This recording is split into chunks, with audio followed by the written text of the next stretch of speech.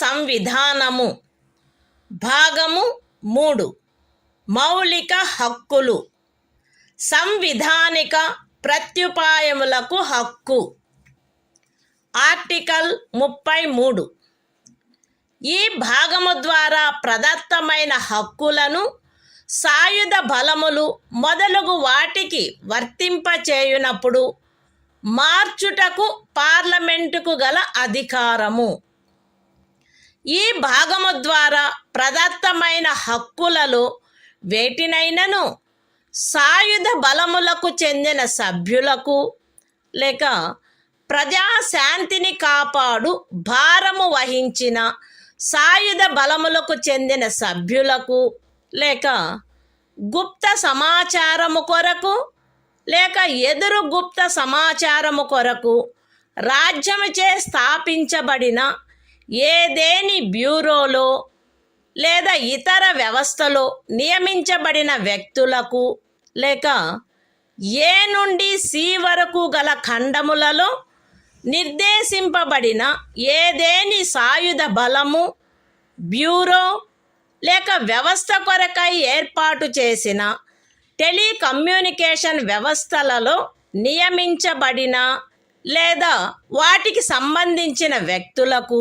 వర్తింపచేయుటలో వారి సముచిత కర్తవ్య నిర్వహణను వారి మధ్య క్రమశిక్షణను కట్టుదిట్టము చేయుటకై ఆ హక్కులు ఎంత మేరకు పరిమితపరచబడవలెనో లేక రద్దు చేయబడవలెనో పార్లమెంటు శాసనము ద్వారా నిర్ధారణ చేయవచ్చును. The Constitution of India, Part 3, Fundamental Rights, Right to Constitutional Remedies, Article 33, Power of Parliament to modify the rights conferred by this part, in their application to forces, etc.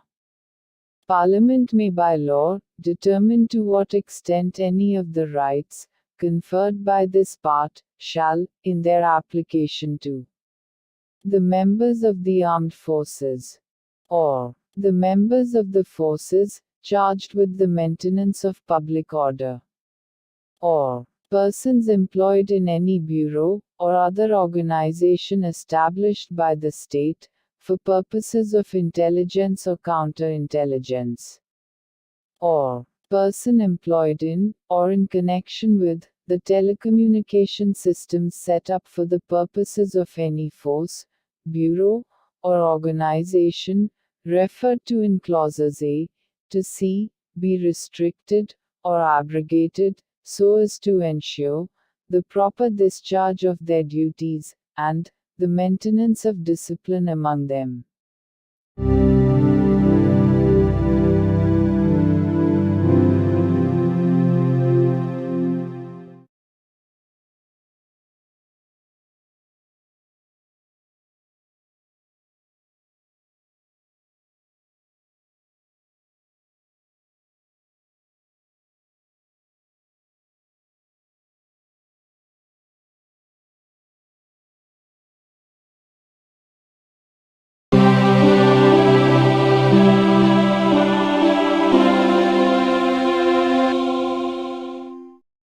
భారత సంవిధానము భాగము 3 మౌలిక హక్కులు సంవిధానిక ప్రత్యుపాయములకు హక్కు ఆర్టికల్ 34 ఏదేని ప్రాంతములో సైనిక శాసనము అమలులోనున్నప్పుడు ఈ భాగము ద్వారా ప్రదత్తమైన హక్కులపై నిర్బంధన. ఈ భాగమునందు పూర్వగామి నిబంధనలలో ఏమి ఉన్నప్పటికీ భారతదేశ రాజ్యక్షేత్రములోని ఏదేని ప్రాంతములో సైనిక శాసనము అమలులో ఉండి ఉన్నచో సంఘము యొక్క లేక ఒక రాజ్యము యొక్క సేవలోనున్న ఎవరేని వ్యక్తి అచట శాంతిని కాపాడుటకు లేక తిరిగి నెలకొల్పుటకు సంబంధించి చేసిన ఏదేని కార్యమును గూర్చి పార్లమెంటు శాసనము ద్వారా అతనికి క్షతిపూర్తి చేయవచ్చును లేక అట్టి ప్రాంతంలో సైనిక శాసనము క్రింద చేయబడిన ఏదేని దండనోత్తర్వును, విధించబడిన ఏదేని శిక్షను, ఉత్తర్వు చేయబడిన సమపహరణను, లేక చేసిన ఏదేని ఇతర కార్యమును మాన్యమునర్చవచ్చును. The Constitution of India, Part 3. Fundamental Rights. Right to constitutional remedies. Article 34. Restriction on rights conferred by this part while martial law is in force in any area. Notwithstanding anything in the foregoing provisions of this part, Parliament may, by law, indemnify any person, in the service of the Union, or of a state, or any other person, in respect of any act done by him, in connection with the maintenance or restoration of order, in any area within the territory of India, where martial law was in force, or validate any sentence passed, punishment inflicted, forfeiture ordered, or other act done under martial law in such area.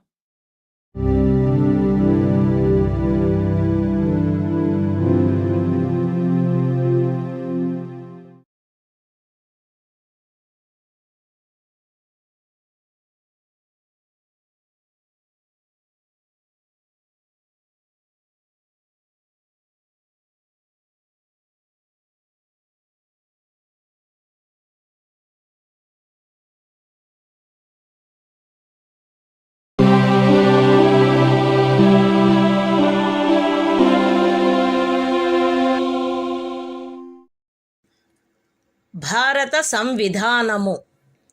భాగము 3. మౌలిక హక్కులు. సంవిధానిక ప్రత్యుపాయములకు హక్కు. Article 35. ఈ భాగము యొక్క నిబంధనలను అమలుపరచుటకు శాసన నిర్మాణము.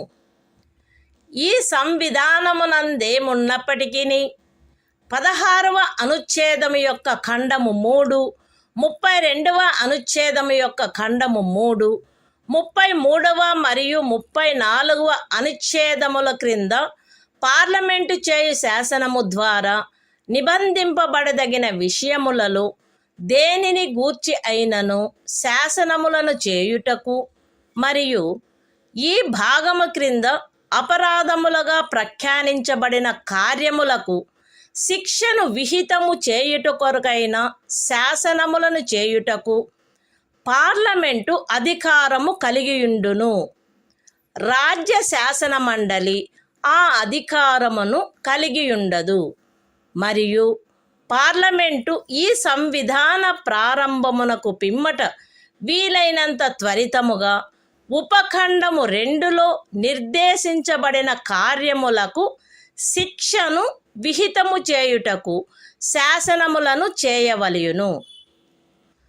ఖండము ఏ యొక్క ఉపఖండము 1లో నిర్దేశింపబడిన ఏదేని విషయమును గూర్చినదైనా లేక ఆ ఖండము యొక్క ఉపఖండము 2లో నిర్దేశించబడిన కార్యమునకు దేనికైనను శిక్షను నిబంధించునదై ఈ సంవిధాన ప్రారంభమునకు అవ్యవహిత పూర్వము భారతదేశ రాజ్య క్షేత్రమునందు అమలులోనున్న ఏదేని శాసనము అందలి నిబంధనలకును 372వ అనుచ్ఛేదము క్రింద దాని యందు చేయబడు అనుకూలానుసరణకును మరియు మార్పులకును అత్యధీనమై పార్లమెంటుచే మార్పు లేక రద్దు లేక సవరణ చేయబడు వరకు అమలునందు కొనసాగవలెను. విశదీకరణ. ఈ అనుచ్ఛేదమునందు అమలులోనున్న శాసనము అను పదబంధము 372వ అనుచ్ఛేదములో ఆ పదబంధమునకు ఏ అర్థము కలదో ఆ అర్థమునే కలిగియుండును. The Constitution of India, Part 3. Fundamental Rights. Right to constitutional remedies. Article 35. Legislation to give effect to the provisions of this part. Notwithstanding anything in this Constitution, Parliament shall have, and the legislature of a state shall not have power to make laws with respect to any of the matters which, under Clause 3 of Article 16, Clause 3 of Article 32, Article 33 and Article 34 may be provided for by law made by Parliament, and for prescribing punishment for those acts which are declared to be offences under this part. And Parliament shall, as soon as may be after the commencement of this Constitution, make laws for prescribing punishment for the acts referred to in sub-clause 2. Any law in force immediately before the commencement of this Constitution, in the territory of India, with respect to any of the matters referred to in sub-clause 1 of clause A, or providing for punishment for any act referred to in sub-clause 2 of that clause shall, subject to the terms thereof, and to any adaptations and modifications that may be made therein, under Article 372, continue in force until altered, or repealed, or amended, by Parliament.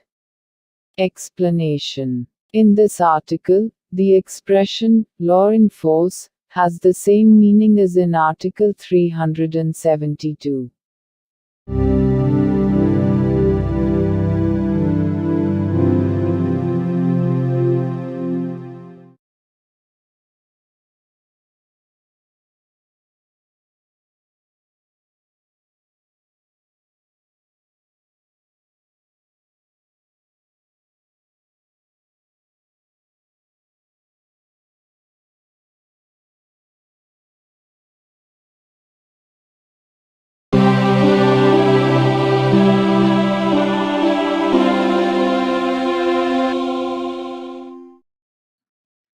భారత సంవిధానము భాగము 4 రాజ్య విధానము యొక్క ఆదేశిక సూత్రములు.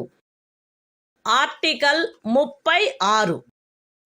ఈ భాగములో సందర్భము అన్యదా అపేక్షించననే తప్ప రాజ్యము అను పదము భాగము 3లో ఆ పదమునకు ఏ అర్థము కలదో ఆ అర్థమునే కలిగియుండును. The Constitution of India, Part 4, Directive Principles of State Policy. Article 36. Definition. In this part, unless the context otherwise requires, the state has the same meaning as in Part 3.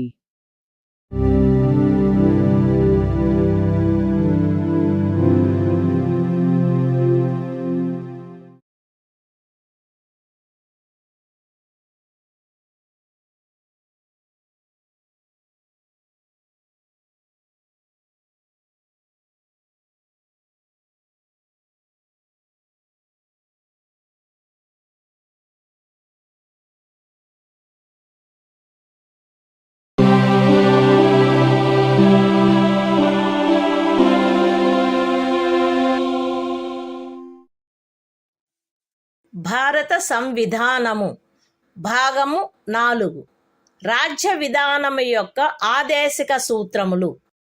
Article 37. ఈ భాగములో గల సూత్రముల వర్తింపు. ఈ భాగంలోని నిబంధనలు ఏ న్యాయస్థానముచే కాని అమలు జరపదగినవి కావు. కానీ ఇందు పేర్కొనబడిన సూత్రములు దేశ పరిపాలనకు మూలాధారములుగాను మరియు శాసనములను చేయుటలో వాటిని వర్తింపచేయుట రాజ్యము యొక్క కర్తవ్యమై ఉండవలెను. The Constitution of India, Part 4, Directive Principles of State Policy. Article 37. Application of the principles contained in this part. The provisions contained in this part shall not be enforceable by any court. But the principles therein laid down are, nevertheless, fundamental in the governance of the country and it shall be the duty of the state to apply these principles in making laws.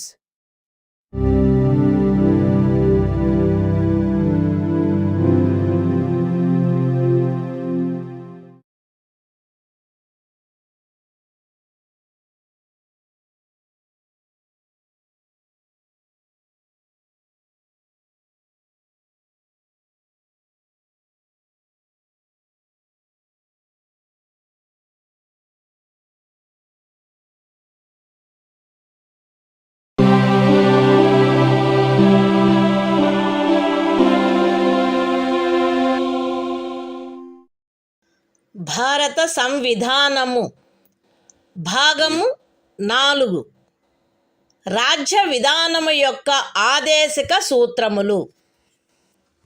Article 38 రాజ్యము ప్రజల శ్రేయస్సును పెంపొందించు సాంఘిక వ్యవస్థను చేకూర్చుట.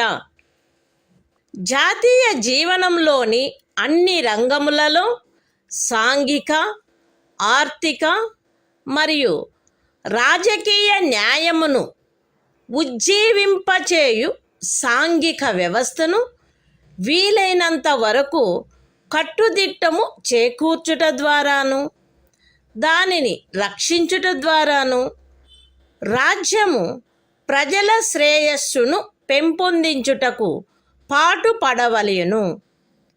రాజ్యము ప్రత్యేకించి రాబడిలో అసమానతలను తగ్గించుటకు పాటుపడవలెను మరియు విభిన్న ప్రాంతములందు నివసించుచున్న లేక విభిన్న వృత్తులను చేపట్టిన వ్యక్తుల మధ్య మాత్రమే కాకుండా ప్రజావర్గముల మధ్య కూడా హోదా, సౌకర్యములు మరియు అవకాశములందు అసమానతలను తొలగించుటకు ప్రయత్నించవలెను. The Constitution of India, Part 4, Directive Principles of State Policy. Article 38. State to secure social order, for the promotion of welfare of the people. The state shall strive to promote the welfare of the people by securing and protecting as effectively as it may a social order in which justice, social, economic, and political shall inform all the institutions of the national life. The state shall, in particular, strive to minimize the inequalities in income, and endeavor to eliminate inequalities in status, facilities and opportunities, not only amongst individuals, but also amongst groups of people, residing in different areas, or engaged in different vocations.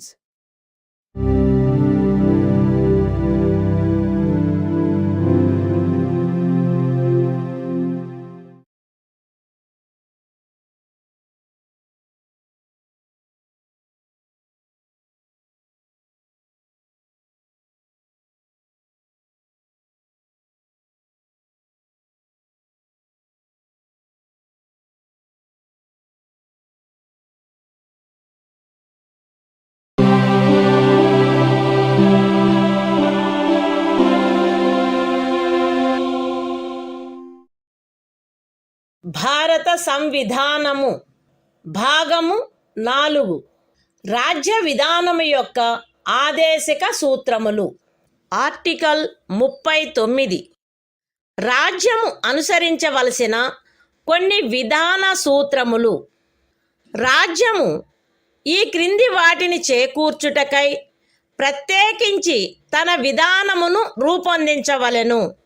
అవేవనగా స్త్రీ పురుష భేదము లేకుండా పౌరులు తగిన జీవనోపాధి సాధనములకు హక్కు కలిగియుండుట, జనులందరి ఉమ్మడి మేలును అత్యుత్తముగా సమకూర్చునట్లు సమాజపు భౌతిక వనరుల సామ్యమును మరియు నియంత్రణను పంపిణీ చేయుట, ఆర్థిక వ్యవస్థ యొక్క ప్రవృత్తి వలన జనసామాన్యమునకు హానికరమగునట్లుగా ఐశ్వర్యము, ఉత్పాదన సాధనములు కేంద్రీకృతము కాకుండుట, స్త్రీ పురుషులు ఉభయులకు సమానమైన పనికి సమానమైన వేతనము లభించుట, స్త్రీ పురుష కార్మికుల ఆరోగ్యము, శరీర దారుఢ్యము మరియు పిల్లల సుకుమారత్వము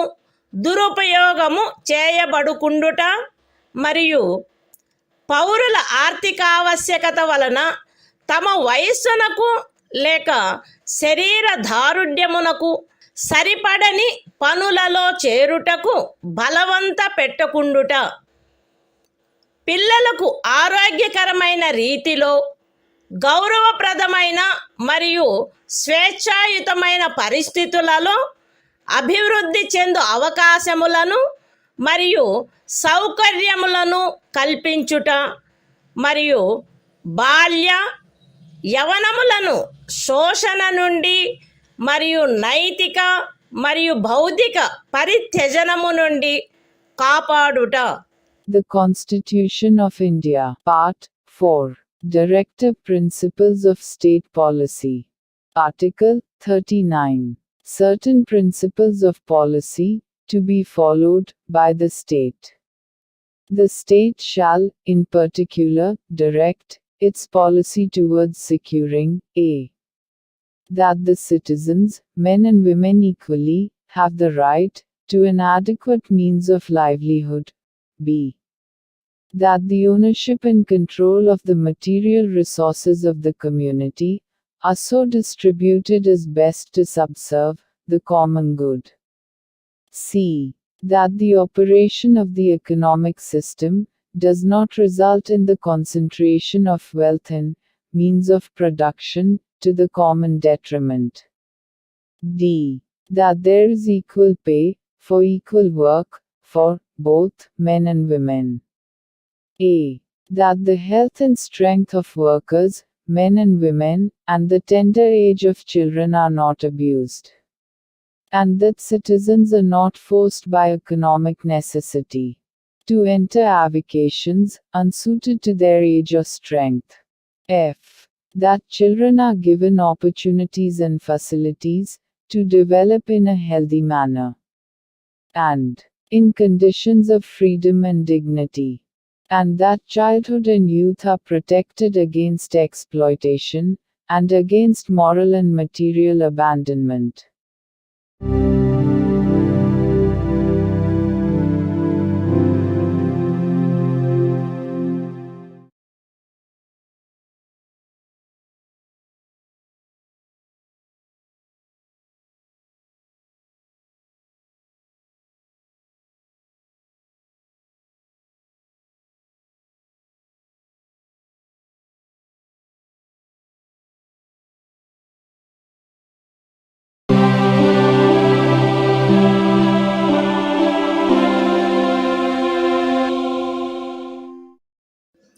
భారత సంవిధానము భాగము 4 రాజ్య విధానము యొక్క ఆదేశక సూత్రములు.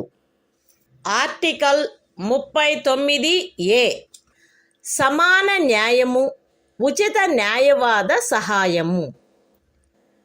శాసన వ్యవస్థ ప్రవృత్తి సమానావకాశ ప్రాతిపదికపై న్యాయమును చేకూర్చు రీతిలో నిర్వహించబడునట్లు రాజ్యము కట్టుదిట్టము చేయవలెను.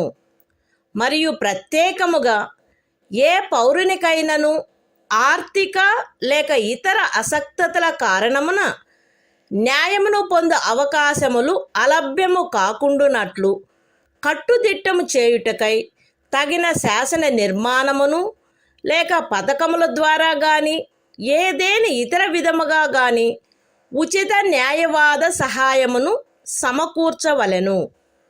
The Constitution of India, Part 4, Directive Principles of State Policy. Article 39A. Equal justice and free legal aid. The state shall secure that the operation of the legal system promotes justice on a basis of equal opportunity, and shall, in particular, provide free legal aid by suitable legislation or schemes, or in any other way to ensure that opportunities for securing justice are not denied to any citizen by reason of economic or other disabilities.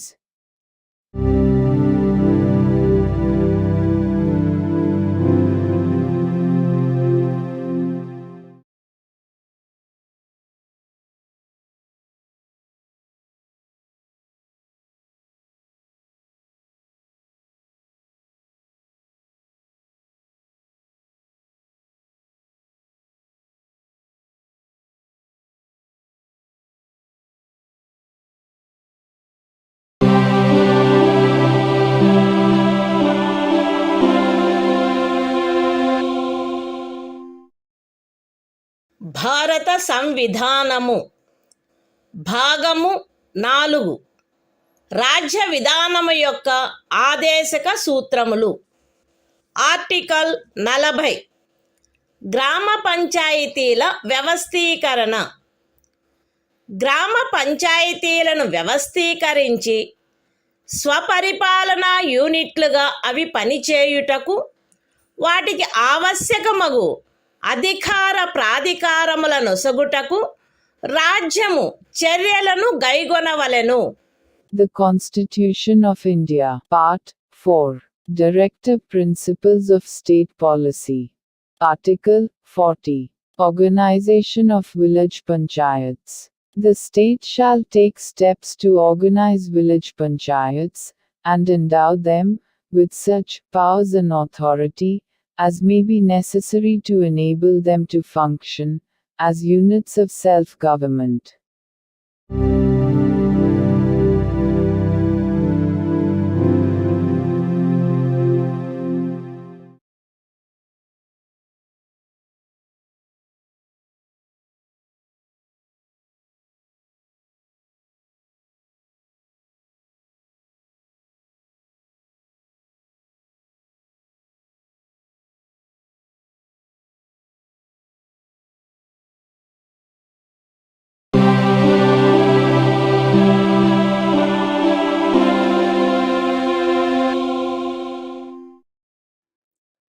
భారత సంవిధానము భాగము 4 రాజ్య విధానము యొక్క ఆదేశక సూత్రములు. Article 41 పనికి విద్యకు కొన్ని సందర్భములలో ప్రజా సహాయమునకు హక్కు. రాజ్యము దాని ఆర్థిక స్తోమత మరియు అభివృద్ధి పరిమితుల మేరకు పనిచేయు హక్కును, విద్య నేర్చుకొను హక్కును మరియు నిరుద్యోగము, వృద్ధాప్యము, అనారోగ్యము, అంగవైకల్యము మరియు ఇతర విధములైన అకారణ దారిద్ర్యము కలిగిన సందర్భములలో ప్రజా సహాయమును పొందు హక్కును చేకూర్చుటకై కట్టుదిట్టమైన ఏర్పాటు చేయవలెను. The Constitution of India, Part 4, Directive Principles of State Policy. Article 41, Right to work, to education, and to public assistance, in certain cases. The state shall, within the limits of its economic capacity and development, make effective provision for securing the right to work, to education, and to public assistance, in cases of unemployment, old age, sickness, and disablement, and in other cases of undeserved want.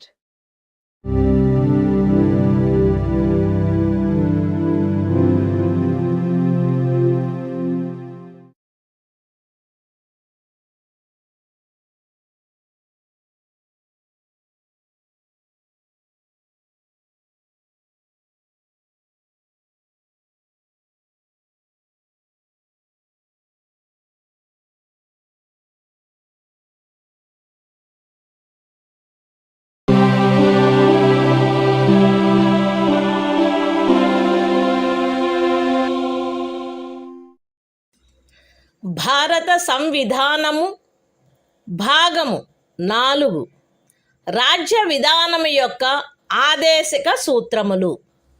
Article 42 పని విషయమున న్యాయమైన మరియు మానవోచితమైన పరిస్థితులకు మరియు ప్రసూతి సహాయమునకు ఏర్పాటు. రాజ్యము పనిచేయు విషయమున న్యాయమైన మరియు మానవోచితమైన పరిస్థితులను ప్రసూతి సహాయమును చేకూర్చుటకు ఏర్పాటు చేయవలెను. The Constitution of India, Part 4, Directive Principles of State Policy. Article 42, Provision for just and humane conditions of work, and maternity relief. The state shall make provision for securing just and humane conditions of work, and for maternity relief.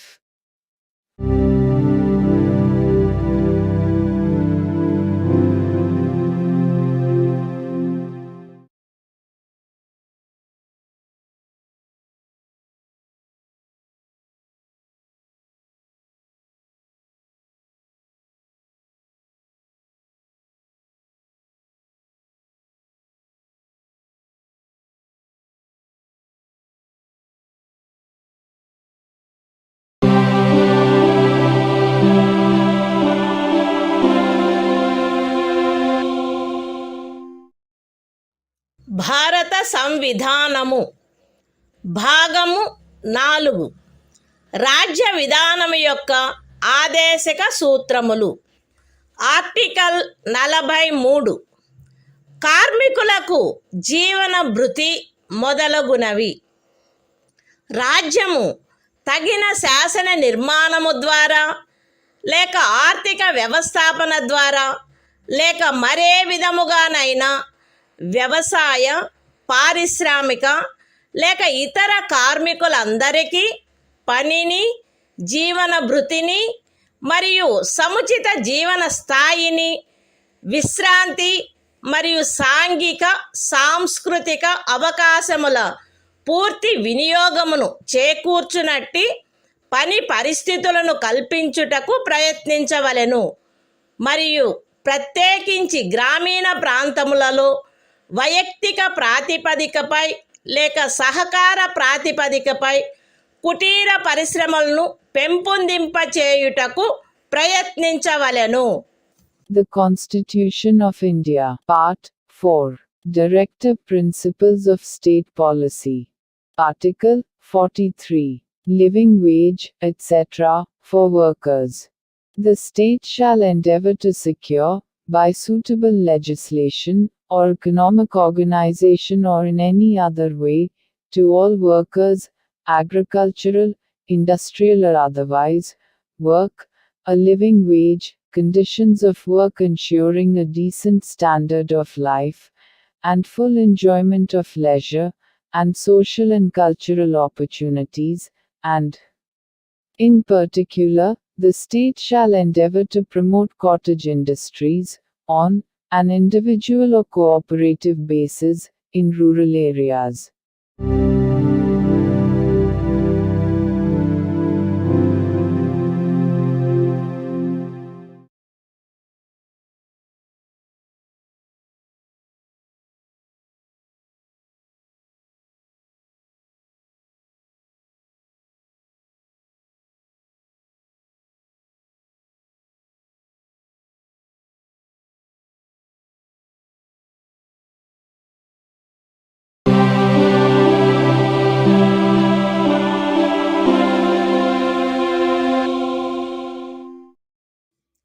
భారత సంవిధానము భాగము 4 రాజ్య విధానము యొక్క ఆదేశిక సూత్రములు. Article 43A పరిశ్రమల నిర్వహణలో కార్మికులు పాల్గొనుట. రాజ్యము తగిన శాసన నిర్మాణము ద్వారా లేక ఏదేని ఇతర విధముగా ఏదేని పరిశ్రమలో నిమగ్నమైన సంస్థల వ్యవస్థాపన లేక ఇతర వ్యవస్థల నిర్వహణలో కార్మికుల శ్రామికులు పాల్గొనున్నట్లు చర్యలు తీసుకొనవలెను. The Constitution of India, Part 4. Directive Principles of State Policy. Article 43A. Participation of workers in management of industries. The state shall take steps, by suitable legislation or in any other way, to secure the participation of workers in the management of undertakings, establishments, or other organizations engaged in any industry.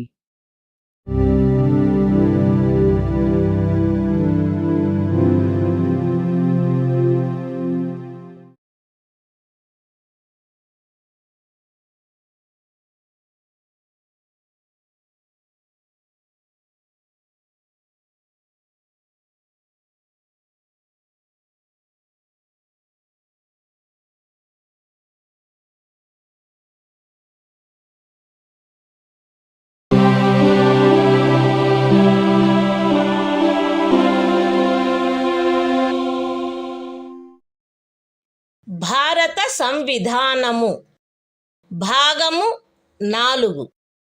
రాజ్య విధానము యొక్క ఆదేశక సూత్రములు. Article 43B. సహకార సంఘముల ప్రవర్ధనము. రాజ్యము సహకార సంఘములు స్వచ్ఛందముగా రూపొందించుటకు, స్వాయత్తముగా కృత్యములు నిర్వహించుటకు, ప్రజాస్వామ్య నియంత్రణ మరియు వృత్తిపరమై యాజమాన్యమును ప్రోత్సహించుటకు ప్రయత్నించవలెను. The Constitution of India, Part 4. Directive Principles of State Policy. Article 43B. Promotion of cooperative societies. The state shall endeavor to promote voluntary formation, autonomous functioning, democratic control and professional management of cooperative societies.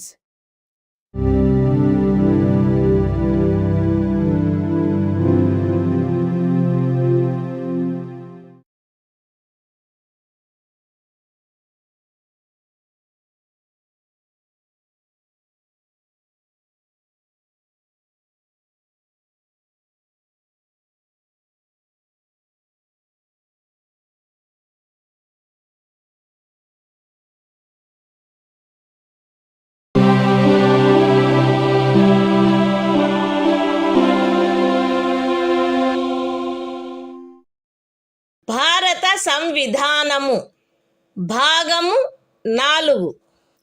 రాజ్య విధానము యొక్క ఆదేశిక సూత్రములు. Article 44. పౌరులందరకు ఏకరూపమైన civil స్మృతి. భారతదేశ రాజ్య క్షేత్రమునంతటను పౌరులకు ఏకరూపమైన సివిల స్మృతిని చేకూర్చుటకు రాజ్యము ప్రయత్నించవలెను. The Constitution of India, Part 4. Directive Principles of State Policy. Article 44. Uniform Civil Code for the Citizens. The state shall endeavor to secure for the citizens a uniform civil code throughout the territory of India.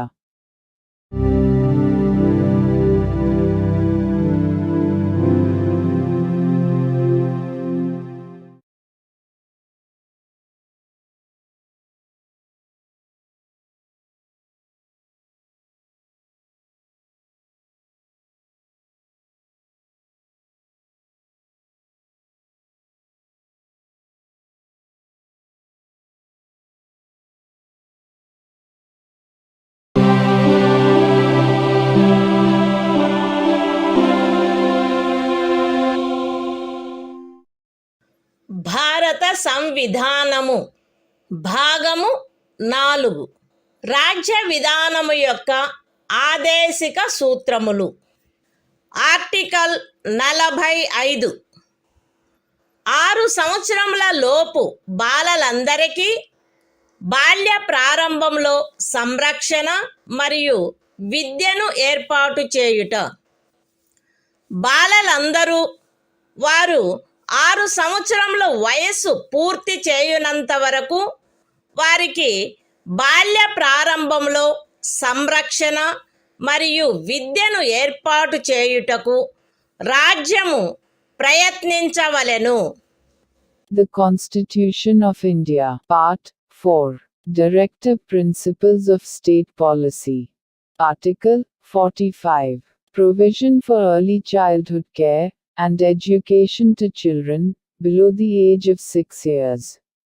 The state shall endeavor to provide early childhood care and education for all children until they complete the age of 6 years.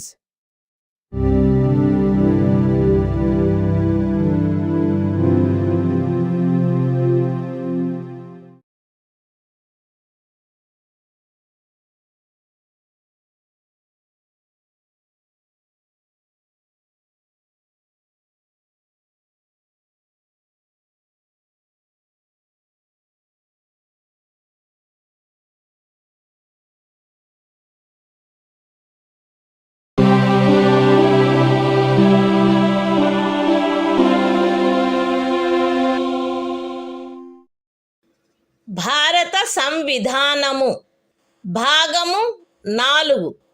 రాజ్య విధానము యొక్క ఆదేశిక సూత్రములు. Article 46.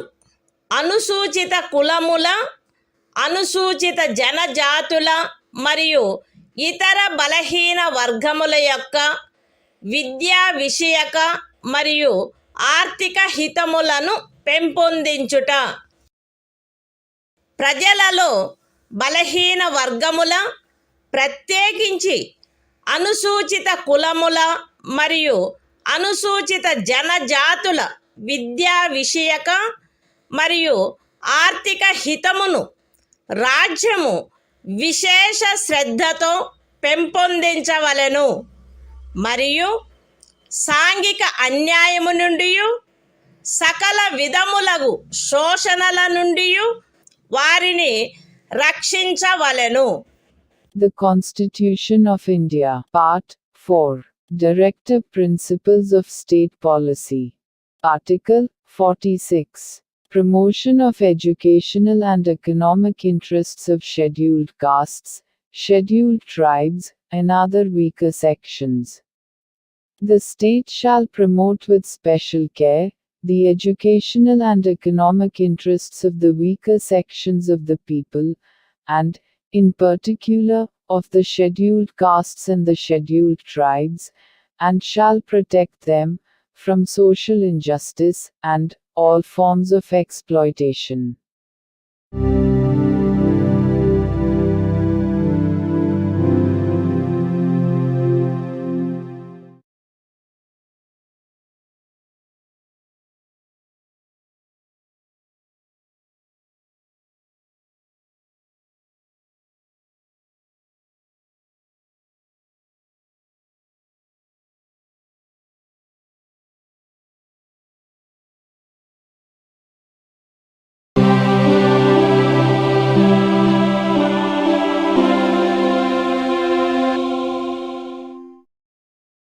భారత సంవిధానము భాగము 4. రాజ్య విధానము యొక్క ఆదేశిక సూత్రములు. Article 47.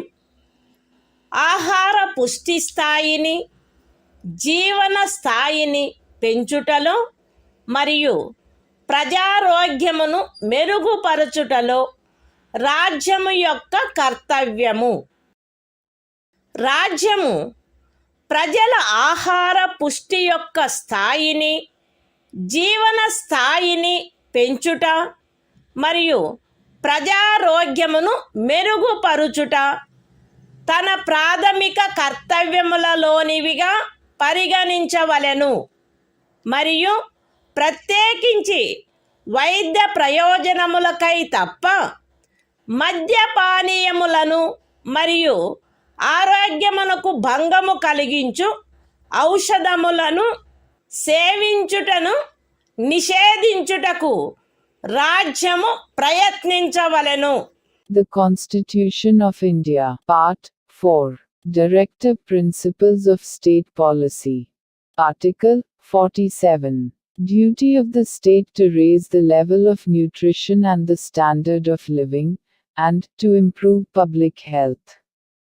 The state shall regard the raising of the level of nutrition and the standard of living of its people, and the improvement of public health, as among its primary duties, and, in particular, the state shall endeavor to bring about prohibition of the consumption, except for medicinal purposes, of intoxicating drinks and of drugs, which are injurious to health.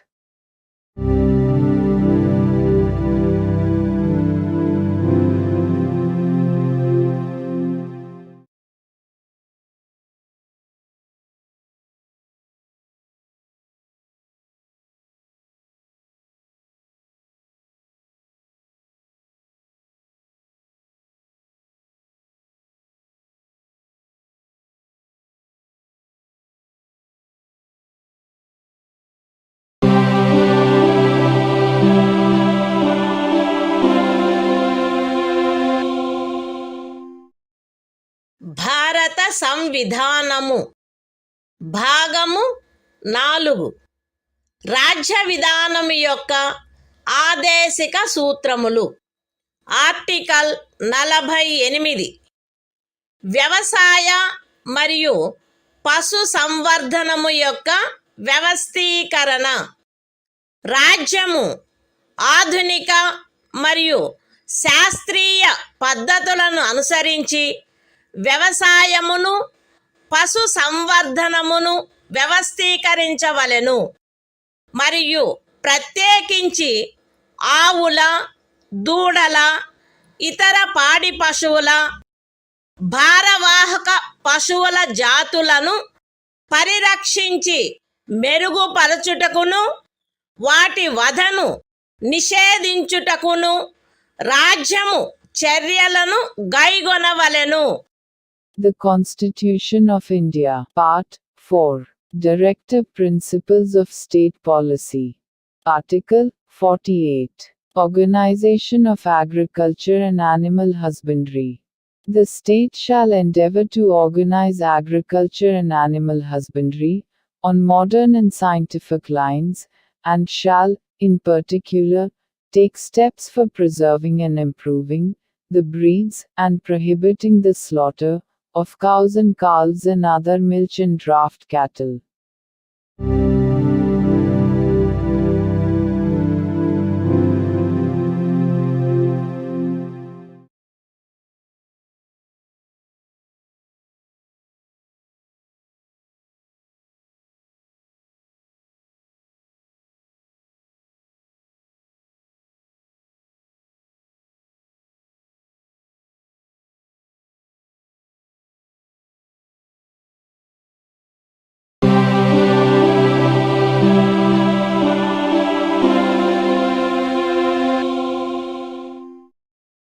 భారత సంవిధానము భాగము 4 రాజ్య విధానము యొక్క ఆదేశిక సూత్రములు.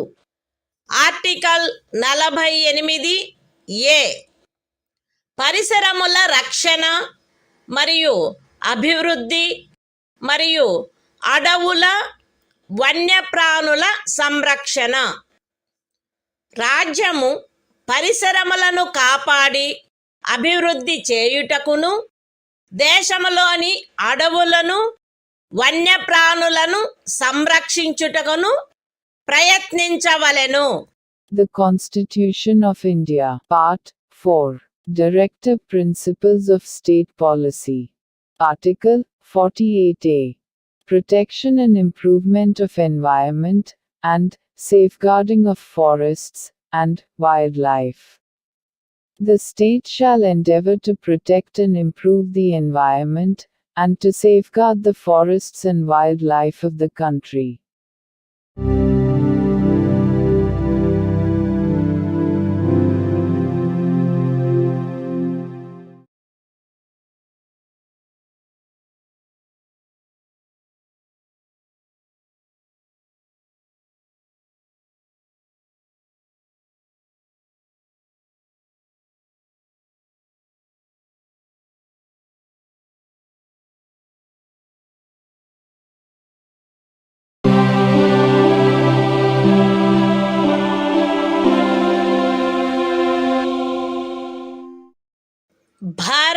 సంవిధానము భాగము 4 రాజ్య విధానము యొక్క ఆదేశిక సూత్రములు.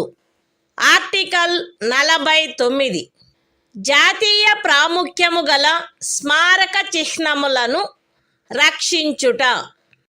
Parliament చేయబడిన శాసనము ద్వారా గాని లేదా దాని క్రింద గాని జాతీయ ప్రాముఖ్యము గలవని ప్రఖ్యానించబడిన కళాత్మక లేక ఐతిహాసిక ప్రయోజనము గల ప్రతి ఒక్క స్మారక చిహ్నమును లేక స్థలమును లేక వస్తువును సందర్భానుసారముగా కొల్లగొట్టుట, విరూపణము, వినాశనము, తొలగింపు, వ్యయనము లేక ఎగుమతి చేయుట నుండి రక్షించుట రాజ్యము యొక్క బాధ్యత అయ్యుండును.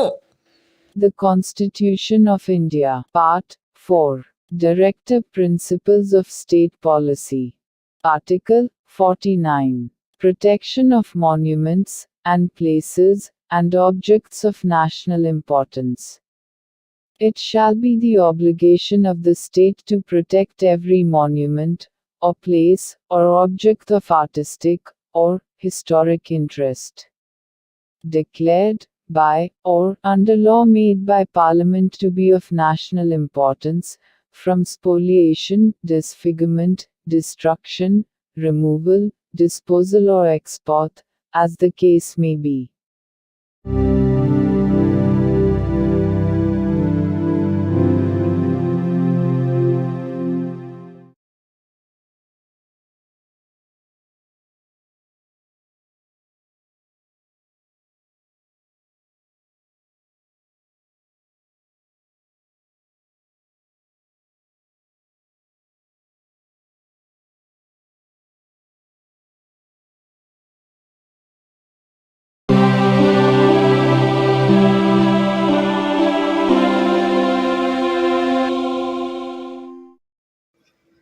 భారత సంవిధానము భాగము 4 రాజ్య విధానము యొక్క ఆదేశిక సూత్రములు. ఆర్టికల్ 50 న్యాయపాలికను కార్యపాలక వర్గము నుండి వేరుపరుచుట. రాజ్యము యొక్క పబ్లిక్ సేవలలో న్యాయపాలికను కార్యపాలక వర్గము నుండి వేరుపరుచుటకు రాజ్యము చర్యలను గైగొనవలెను. The Constitution of India, Part 4, Directive Principles of State Policy. Article 50. Separation of judiciary from executive.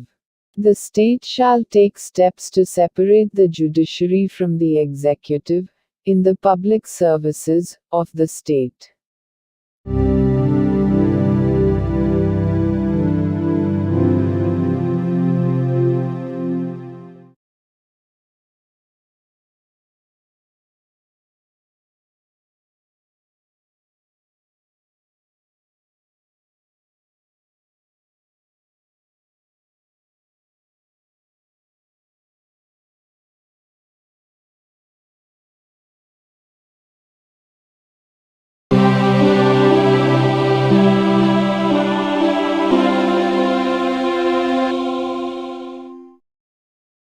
భారత సంవిధానము భాగము 4 రాజ్య విధానము యొక్క ఆదేశిక సూత్రములు. ఆర్టికల్ 51 అంతర్జాతీయ శాంతి భద్రతలను పెంపొందించుట. రాజ్యము ఈ క్రింది వాటికై ప్రయత్నించవలెను. అంతర్జాతీయ శాంతి భద్రతలను పెంపొందించుట, జాతుల మధ్య న్యాయమైన మరియు గౌరవప్రదమైన సంబంధములను నెలకొల్పుట, సువ్యవస్థిత ప్రజానీకముల పరస్పర వ్యవహారములందు అంతర్జాతీయ శాసనము పట్ల, సంధి బాధ్యతల పట్ల గౌరవమును పెంపొందించుట మరియు అంతర్జాతీయ వివాదముల పరిష్కారము మధ్యవర్తిత్వము ద్వారా జరుగుటను ప్రోత్సహించుట. The Constitution of India, Part 4. Directive Principles of State Policy. Article 51. Promotion of international peace and security. The state shall endeavor to a. Promote international peace and security. b. Maintain just and honorable relations between nations. c. Foster respect for international law and treaty obligations in the dealings of organized peoples with one another. And d. Encourage settlement of international disputes by arbitration.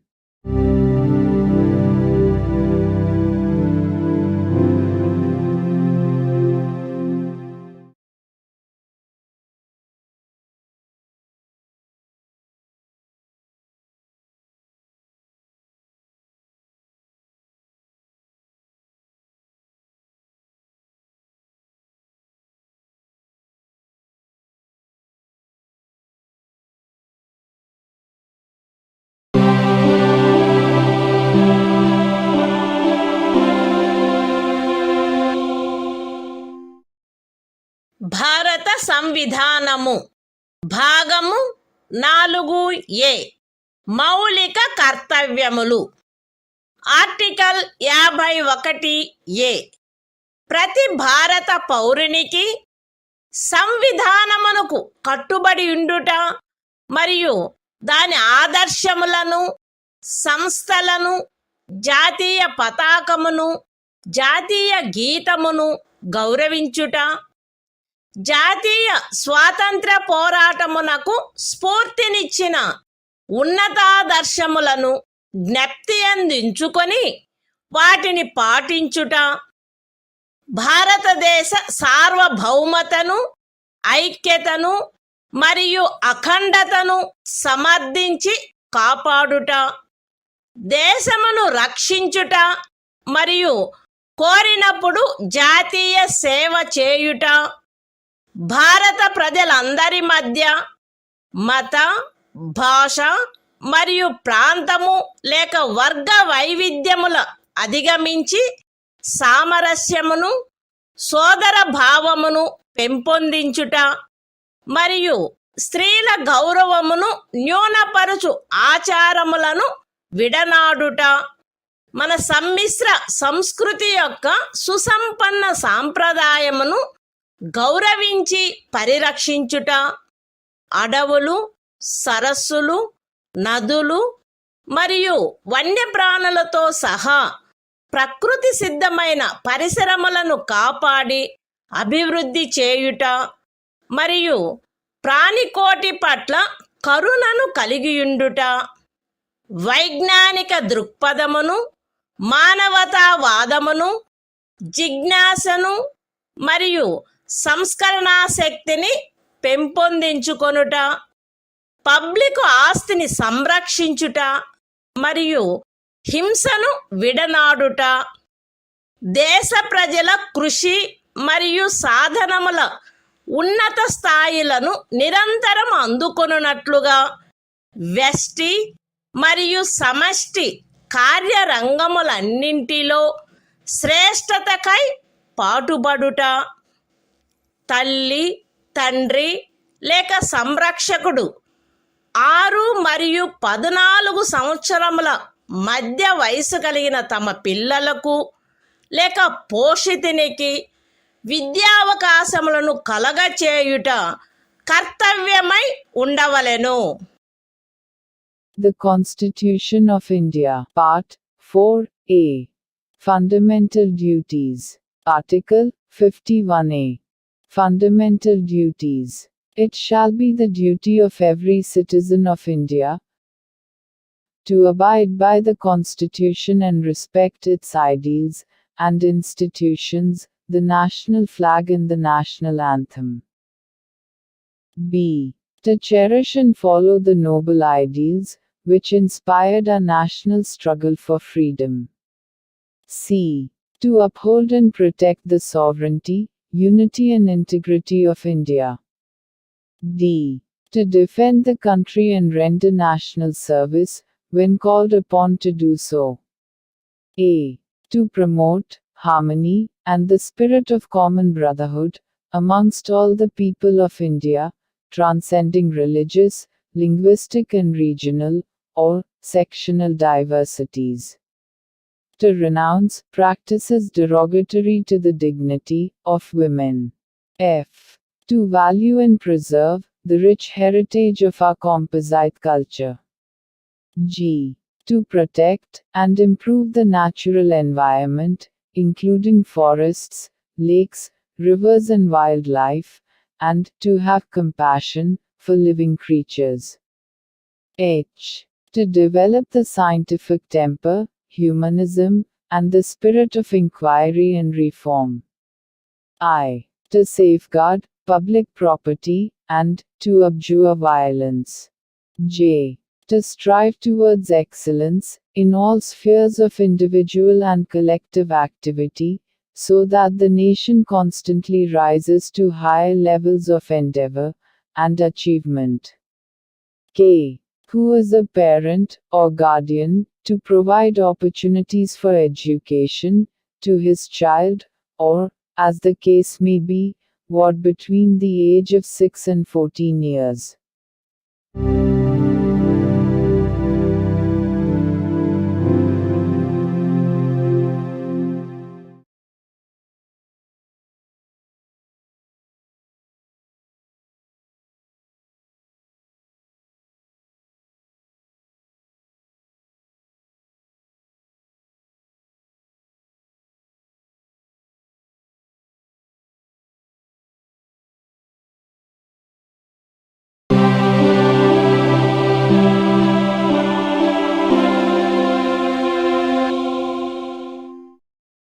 భారత సంవిధానము భాగము 5 సంఘము అధ్యాయం 1 కార్యపాలక వర్గము రాష్ట్రపతి మరియు ఉపరాష్ట్రపతి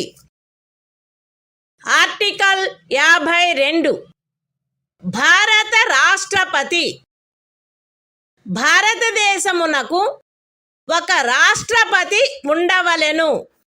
The Constitution of India, Part 5, The Union. Chapter 1. The Executive.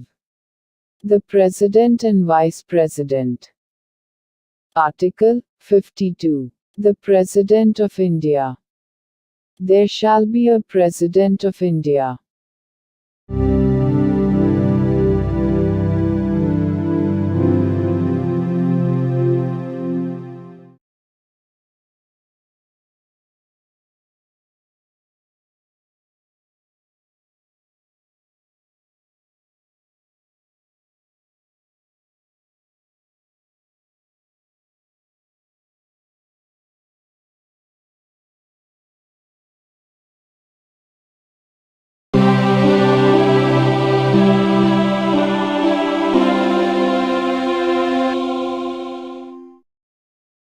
భారత సంవిధానము భాగము 5 సంఘము అధ్యాయము 1 కార్యపాలక వర్గము రాష్ట్రపతి మరియు ఉపరాష్ట్రపతి ఆర్టికల్ 53 సంఘము యొక్క కార్యపాలకాధికారము సంఘము యొక్క కార్యపాలకాధికారము రాష్ట్రపతి యందు నిహితమై ఉండవలెను. ఆయన దానిని స్వయముగా లేక తనకు అధీనస్థులగు అధికారుల ద్వారా ఈ సంవిధానమును అనుసరించి వినియోగించవలెను. పూర్వగామి నిబంధన యొక్క సాధారణతకు భంగము కలగకుండా సంఘము యొక్క రక్షణ బలములపై సర్వాధిపత్యము రాష్ట్రపతి యందు నిహితమై ఉండవలెను మరియు దాని వినియోగము శాసనము ద్వారా క్రమబద్ధము చేయబడవలెను. ఈ అనుచ్ఛేదములోనిదేదియు అస్తిత్వంలోనున్న ఏదేని శాసనము ద్వారా ఏదేని రాజ్య ప్రభుత్వమునకు గాని ఇతర ప్రాధికారికి గాని ప్రదత్తము చేయబడిన ఏవేని కృత్యములను రాష్ట్రపతికి అంతరణ చేయునిదిగా భావింపబడరాదు, లేక రాష్ట్రపతి మినహా ఇతర ప్రాధికారులకు శాసనము ద్వారా కృత్యములను ప్రదత్తము చేయుట నుండి పార్లమెంటును నివారించదు. The Constitution of India, Part 5, The Union. Chapter 1. The Executive. The President and Vice President. Article 53. Executive Power of the Union. 1. The executive power of the Union shall be vested in the President, and shall be exercised by him, either directly, or through officers, subordinate to him, in accordance with this Constitution. 2. Without prejudice to the generality of the foregoing provision, the supreme command of the defense forces of the Union shall be vested in the President, and the exercise thereof shall be regulated by law. 3. Nothing in this article shall be deemed to transfer to the President any functions conferred by any existing law on the government of any state, or other authority, or prevent Parliament from conferring by law functions on authorities other than the President.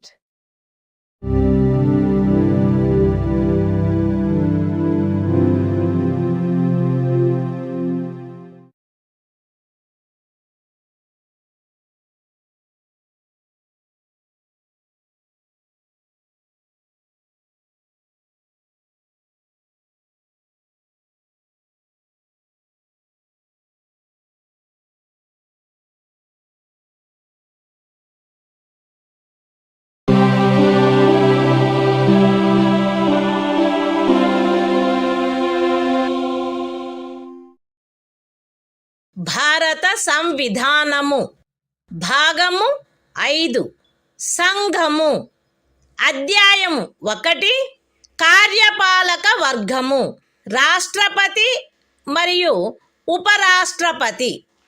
Article 54 రాష్ట్రపతి ఎన్నిక. రాష్ట్రపతి ఈ క్రింది వారితో కూడిన నిర్వాచక గణము యొక్క సభ్యులచే ఎన్నుకొనబడవలెను. Parliament ఉభయ సదనములోని ఎన్నుకొనబడిన సభ్యులు మరియు రాజ్య శాసన సభలలోని ఎన్నుకొనబడిన సభ్యులు. విశదీకరణ. ఈ అనుచ్ఛేదము మరియు అనుచ్ఛేదము 55లోని రాజ్యము అను పదములో ఢిల్లీ జాతీయ రాజధాని రాజ్యక్షేత్రము మరియు పాండిచ్చేరి సంఘ రాజ్యక్షేత్రము చేరియుండును. The Constitution of India, Part 5, The Union. Chapter 1. The Executive. The President and Vice President. Article 54. Election of President. The President shall be elected by the members of an electoral college, consisting of a. the elected members of both houses of Parliament, and b. the elected members of the legislative assemblies of the states. Explanation. In this article, and in Article 55, state includes the National Capital Territory of Delhi and the Union Territory of Pondicherry.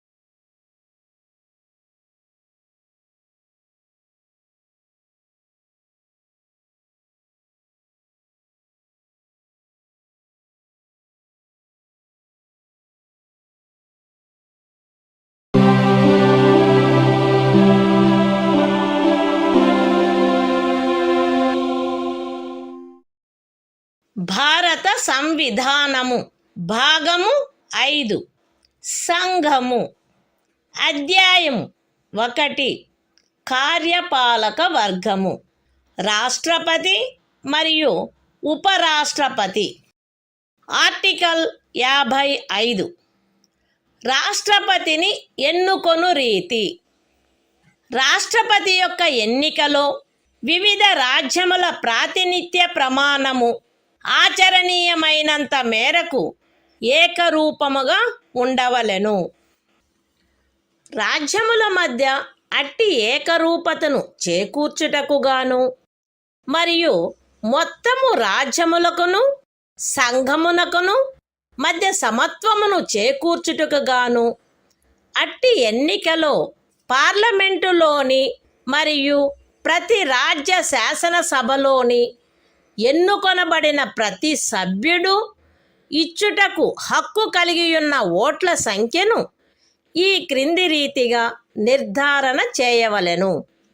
ఏ రాజ్యం యొక్క జనసంఖ్యను ఆ రాజ్య శాసనసభలోని ఎన్నుకొనబడిన మొత్తము సభ్యుల సంఖ్యతో భాగించగా వచ్చు భాగఫలములో 1000 యొక్క గుణిజములు ఎన్నియుండునో అన్ని ఓట్లను రాజ్య శాసనసభకు ఎన్నుకొనబడిన ప్రతి సభ్యుడు కలిగి ఉండవలెను. బి 1000 యొక్క సదరు గుణిజములను లెక్కించిన పిమ్మట శేషము 500కు తగ్గనిచో ఉపఖండము ఏలో నిర్దేశింపబడిన ప్రతి సభ్యునకు గల ఓట్ల సంఖ్యకు అదనముగా 1 ఓటును చేర్చవలెను. సి ఉపఖండములు ఏ మరియు బిల క్రింద రాజ్య శాసనసభలోని సభ్యులకు నియతమైన ఓట్ల మొత్తపు సంఖ్యను పార్లమెంటు ఉభయ సదనములో ఎన్నుకొనబడిన సభ్యుల మొత్తము సంఖ్యతో భాగించగా ఏ సంఖ్య వచ్చునో అన్ని ఓట్లను పార్లమెంటు ఉభయ సదనములోని ఎన్నుకోబడిన ప్రతి సభ్యుడు కలిగి ఉండవలెను. సగమునకు మించిన భిన్నమును 1గా పరిగణించవలెను. ఇతర భిన్నములను ఉపేక్షించవలెను. రాష్ట్రపతి ఎన్నిక ఏకల అంతరణీయ ఓటు ద్వారా అనుపాతిక ప్రాతినిధ్య పద్ధతును అనుసరించి జరగవలెను మరియు అట్టి ఎన్నికలో పోలింగు రహస్యపు బ్యాలెట్ పద్ధతిలో జరగవలెను. విశదీకరణ ఈ అనుచ్ఛేదములో జనసంఖ్య అను పదబంధమునకు కడపటిదియు అందుకు సంబంధించిన అంకెలు ప్రచురింపబడినదియు అగు జనగణనతో అభినిశ్చితమైన జనసంఖ్య అని అర్థము. అయితే ఈ విశదీకరణలో కడపటిదియు అందుకు సంబంధించిన అంకెలు ప్రచురింపబడినట్టిదియు అగు జనగణనకు గల నిర్దేశమును 2026వ సంవత్సరం పిమ్మట చేయబడు మొదటి జనగణనకు సంబంధించిన అంకెలు ప్రచురించబడు వరకు 1971వ సంవత్సరపు జనగణనకు నిర్దేశమైనట్లు అన్వయించుకొనవలెను. The Constitution of India, Part 5, The Union. Chapter 1. The Executive, the President and Vice President. Article 55. Manner of election of President. 1. As far as practicable, there shall be uniformity in the scale of representation of the different states at the election of the President. 2. For the purpose of securing such uniformity among the states, inter se, as well as parity between the states as a whole and the Union, the number of votes, which each elected member of Parliament, and of the Legislative Assembly of each state, is entitled to cast at such election, shall be determined in the following manner. A. Every elected member of the Legislative Assembly of a state shall have as many votes as there are multiples of 1000. in the quotient obtained by dividing the population of the state by the total number of the elected members of the assembly. B. If, after taking the said multiples of 1000, the remainder is not less than 500, then the vote of each member referred to in subclause A shall be further increased by 1. C.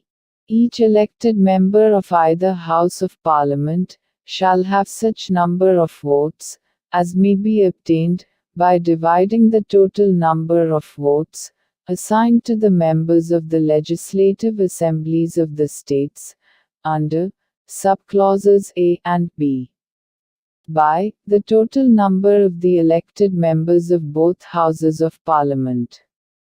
Fractions exceeding 1/2 being counted as one and other fractions being disregarded.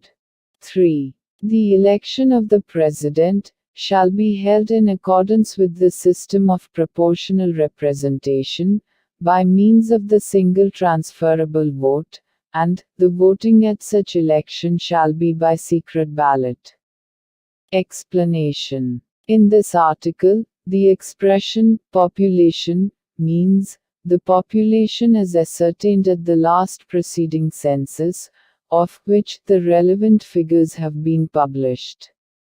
Provided that the reference in this explanation to the last preceding census, of which the relevant figures have been published shall, until the relevant figures for the first census taken after the year 2026 have been published, be construed as a reference to the 1971 census.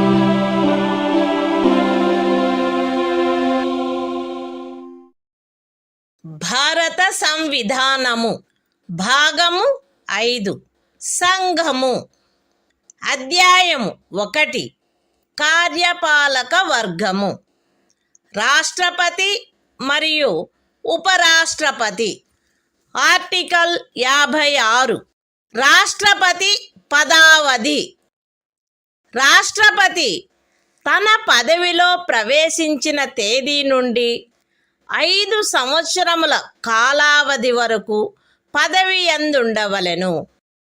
అయితే రాష్ట్రపతి తన చేవ్రాలుతో ఉపరాష్ట్రపతికి లేఖ రాయుట ద్వారా తన పదవికి రాజీనామా ఇవ్వవచ్చును.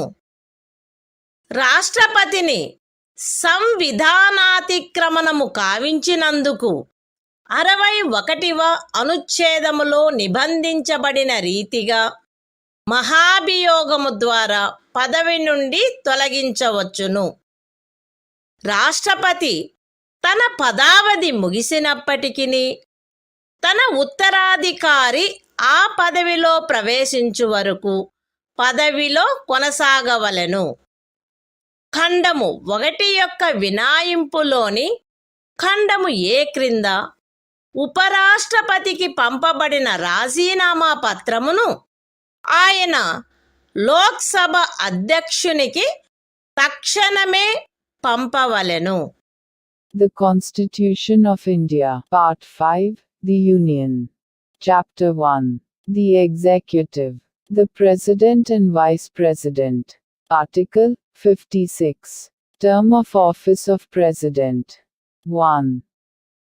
The President shall hold office for a term of 5 years, from the date on which he enters upon his office. Provided that a. The President may, by writing under his hand addressed to the Vice President, resign his office. b. The President may, for violation of the Constitution, be removed from office by impeachment in the manner provided in Article 61. C.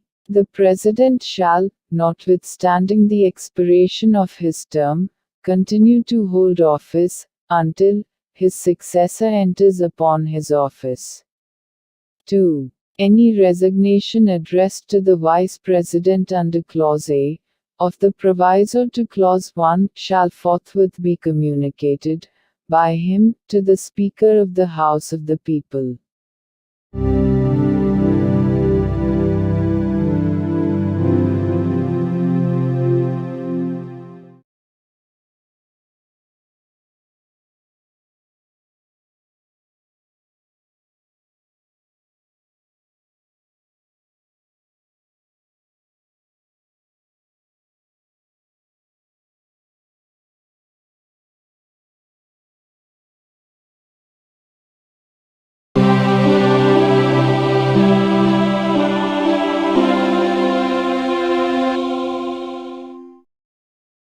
భారత సంవిధానము భాగము 5 సంఘము అధ్యాయము 1 కార్యపాలక వర్గము రాష్ట్రపతి మరియు ఉపరాష్ట్రపతి article 57 తిరిగి ఎన్నికకు పాత్రత రాష్ట్రపతి పదవియందున్న లేక ఆ పదవియందుండిన ఏ వ్యక్తి అయినను ఈ సంవిధానములోని ఇతర నిబంధనలకు అత్యధీనమై ఆ పదవికి తిరిగి ఎన్నుకొనుబడుటకు పాత్రుడై ఉండును.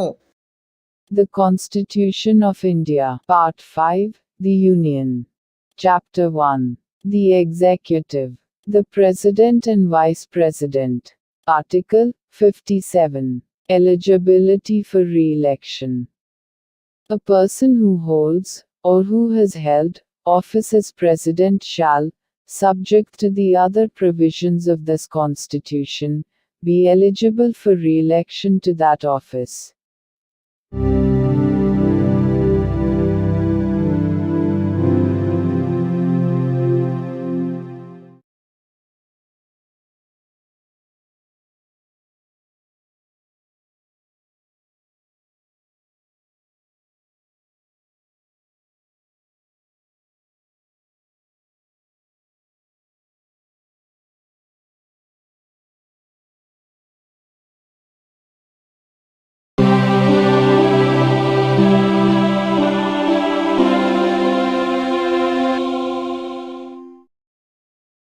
భారత సంవిధానము భాగము 5 సంఘము అధ్యాయము 1 కార్యపాలక వర్గము రాష్ట్రపతి మరియు ఉపరాష్ట్రపతి ఆర్టికల్ 58 రాష్ట్రపతిగా ఎన్నికకు అర్హతలు ఏ వ్యక్తి గాని భారతదేశ పౌరుడై ఉన్ననే తప్ప 35 సంవత్సరముల వయస్సు పూర్తి అయిననే తప్ప మరియు లోక్సభ సభ్యుడుగా ఎన్నుకొనబడుటకు అర్హుడై ఉన్ననే తప్ప రాష్ట్రపతిగా ఎన్నుకోబడుటకు పాత్రుడు కాడు. ఏ వ్యక్తి అయినను భారత ప్రభుత్వము క్రింద లేక ఏదేని రాజ్య ప్రభుత్వము క్రింద లేక సదరు ప్రభుత్వములోని దేని యొక్క నియంత్రణకైనను అత్యధీనమై ఉన్న ఏదేని స్థానిక లేక ఇతర ప్రాధికారి క్రింద గాని లాభాయుతమైన ఏదేని పదవియందున్నచో ఆ వ్యక్తి రాష్ట్రపతిగా ఎన్నుకొనబడుటకు పాత్రుడు కాడు. విశదీకరణ ఈ అనుచ్ఛేదపు నిమిత్తము ఎవరేని వ్యక్తి సంఘము యొక్క రాష్ట్రపతిగా లేక ఉపరాష్ట్రపతిగా లేక ఏదేని రాజ్యము యొక్క గవర్నరుగా లేక సంఘము యొక్క లేక ఏదేని రాజ్యము యొక్క మంత్రిగానున్న కారణమును బట్టి మాత్రమే లాభాయుతమైన పదవి ఎందున్నట్లు భావించబడరాదు. The Constitution of India, Part 5, The Union. Chapter 1. The Executive. The President and Vice President. Article 58. Qualifications for election as President. 1. No person shall be eligible for election as President, unless he is a citizen of India, has completed the age of 35 years, and is qualified for election, as a member of the House of the People. 2. A person shall not be eligible for election as President if he holds any office of profit, under the Government of India, or the Government of any state, or under any local or other authority, subject to the control of any of the said governments.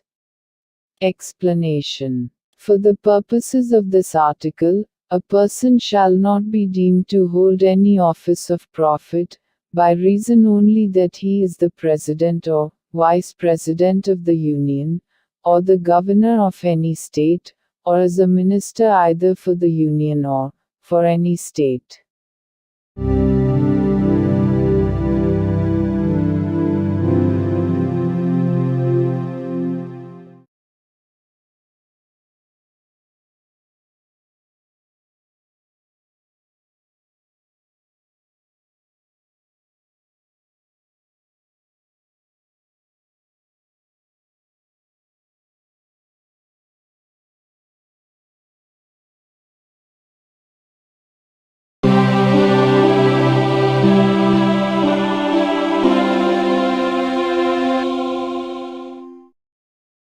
భారత సంవిధానము భాగము 5 సంఘము అధ్యాయము 1 కార్యపాలక వర్గము రాష్ట్రపతి మరియు ఉపరాష్ట్రపతి article 59 రాష్ట్రపతి పదవీ షరతులు రాష్ట్రపతి పార్లమెంటు యొక్క లేక ఏదేని రాజ్య శాసన మండలి యొక్క ఏ సదనములో గాని సభ్యుడుగా ఉండరాదు మరియు పార్లమెంటు యొక్క లేక ఏదేని రాజ్య శాసన మండలి యొక్క ఏ సదనములోని సభ్యుడైనను రాష్ట్రపతిగా ఎన్నుకొనబడినచో ఆయన రాష్ట్రపతి పదవిలో ప్రవేశించిన తేదీ నుండి ఆ సదనములోని తన స్థానమును ఖాళీ చేసినట్లు భావించవలెను. రాష్ట్రపతి లాభాయుతమైన ఏదేని ఇతర పదవియందు ఉండరాదు. రాష్ట్రపతి అద్దె చెల్లించకుండా తన అధికార నివాస గృహములను ఉపయోగించుకొనుటకు హక్కు కలిగియుండును మరియు పార్లమెంటు శాసనము ద్వారా నిర్ధారణ చేయు ఉపలబ్ధులకు, భత్యములకు మరియు విశేషాధికారములకు మరియు తద్విషయమున అట్లు నిబంధన చేయబడు వరకు 2వ అనుసూచిలో నిర్దిష్టపరచబడిన ఉపలబ్ధులకు, భత్యములకు మరియు విశేషాధికారములకు ఆయన హక్కు కలిగియుండును. రాష్ట్రపతి యొక్క ఉపలబ్ధులు మరియు భత్యములు ఆయన పదావధిలో తగ్గించబడరాదు. The Constitution of India, Part 5, The Union. Chapter 1. The Executive. The President and Vice President. Article 59. Conditions of President's office. 1. The President shall not be a member of either House of Parliament, or of a House of the Legislature of any state. And, if a member of either House of Parliament or of a House of the Legislature of any state be elected President, he shall be deemed to have vacated his seat in that House, on the date on which he enters upon his office as President. 2. The President shall not hold any other office of profit. 3. The President shall be entitled without payment of rent to the use of his official residences, and shall be also entitled to such emoluments, allowances, and privileges as may be determined by Parliament by law. And, until provision in that behalf is so made, such emoluments, allowances and privileges, as are specified in the second schedule. 4. The emoluments and allowances of the President shall not be diminished during his term of office.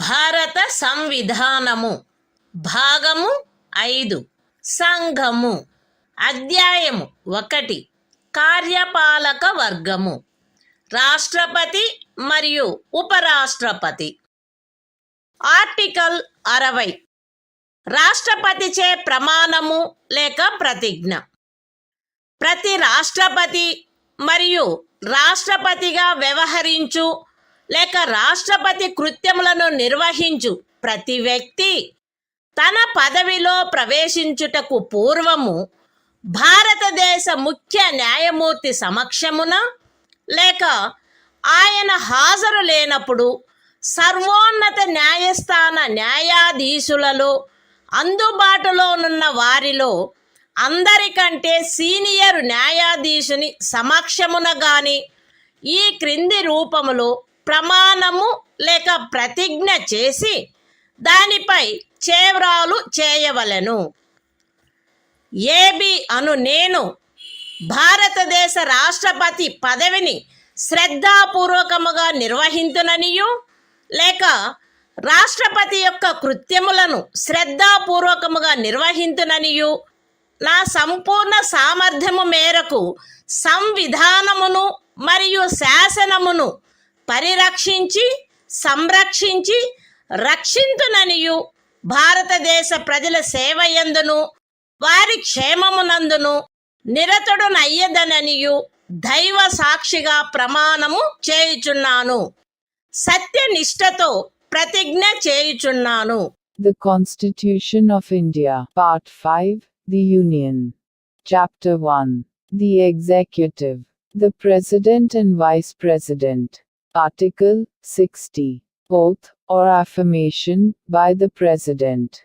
Every President, and every person acting as President, or discharging the functions of the President, shall, before entering upon his office, make and subscribe in the presence of the Chief Justice of India, or, in his absence, the senior most judge of the Supreme Court available, an oath or affirmation in the following form, that is to say, I, A.B., do swear in the name of God, that I will faithfully execute the office, solemnly affirm of President, or discharge the functions of the President of India, and will to the best of my ability, preserve, protect and defend the Constitution, and the law, and that I will devote myself to the service and well-being of the people of India.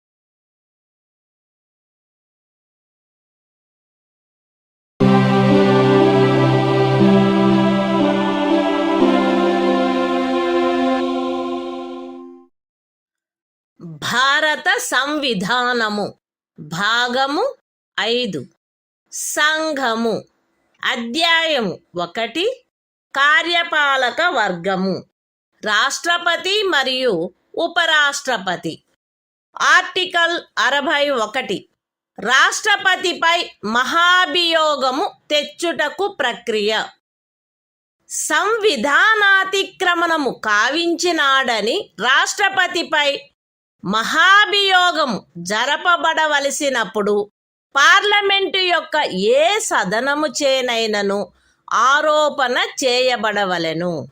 అట్టి ఆరోపణ ఏదియు అట్టి ఆరోపణ చేయు ప్రతిపాదన గల తీర్మానమును ప్రస్తావించవలెనను ఉద్దేశము తమకు కలదని ఆ సదనము యొక్క మొత్తము సభ్యుల సంఖ్యలో 4వ వంతుకు తక్కువగాని మంది చేవ్రాలు చేసి వ్రాతపూర్వకముగా నోటీసు ఇచ్చిన పిమ్మట కనీసం 14 దినములు గడిచిన తర్వాత ప్రస్తావించననే తప్ప మరియు అట్టి తీర్మానము ఆ సదనము యొక్క మొత్తము సభ్యుల సంఖ్యలో 3/2 తక్కువ కాని అధిక సంఖ్యాకులచే పాస్ చేయబడిననే తప్ప చేయబడరాదు. పార్లమెంటు యొక్క ఏ సదనమైనను అట్లు ఆరోపణ చేసినప్పుడు 2వ సదనము ఆ ఆరోపణను దర్యాప్తు చేయవలెను లేక దర్యాప్తు చేయించవలెను.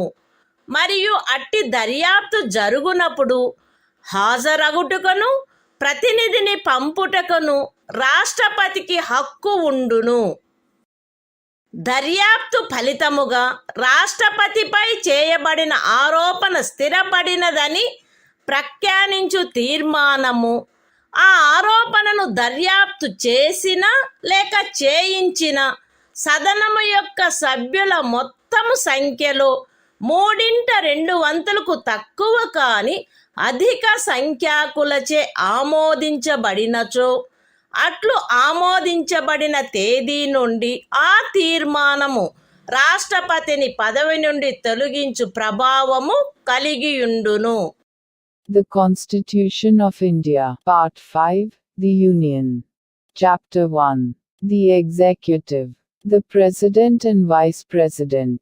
Article 61. Procedure for impeachment of the President. 1. When a President is to be impeached for violation of the Constitution, the charge shall be preferred by either House of Parliament. 2. No such charge shall be preferred unless the proposal to prefer such charge is contained in a resolution, which has been moved, after at least 14 days' notice in writing, signed by not less than 1/4 of the total number of members of the House, has been given of their intention to move the resolution, and such resolution has been passed by a majority of not less than 2/3 of the total membership of the House. 3.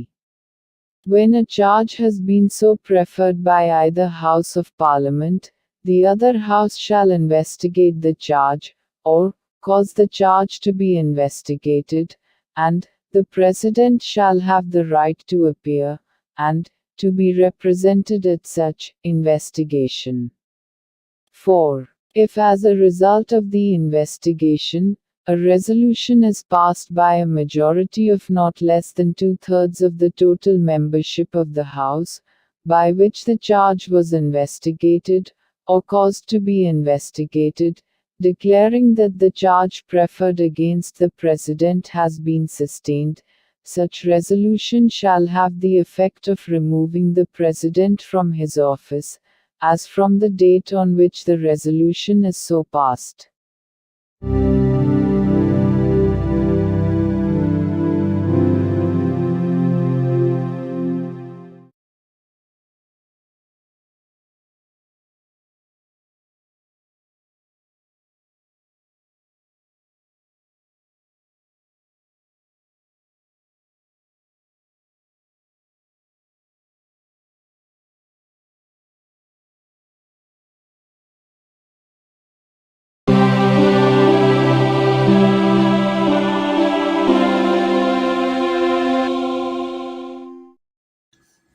భారత సంవిధానము భాగము 5 సంఘము అధ్యాయము 1 కార్యపాలక వర్గము రాష్ట్రపతి మరియు ఉపరాష్ట్రపతి.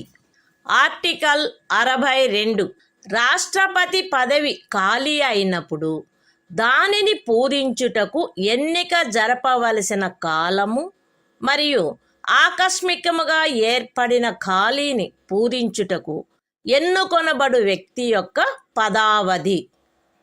రాష్ట్రపతి యొక్క పదావధి ముగియుటచే ఏర్పడు ఖాళీని పూరించుటకు జరగవలసిన ఎన్నిక ఆ పదావధి ముగియుటకు పూర్వమే పూర్తి చేయబడవలెను.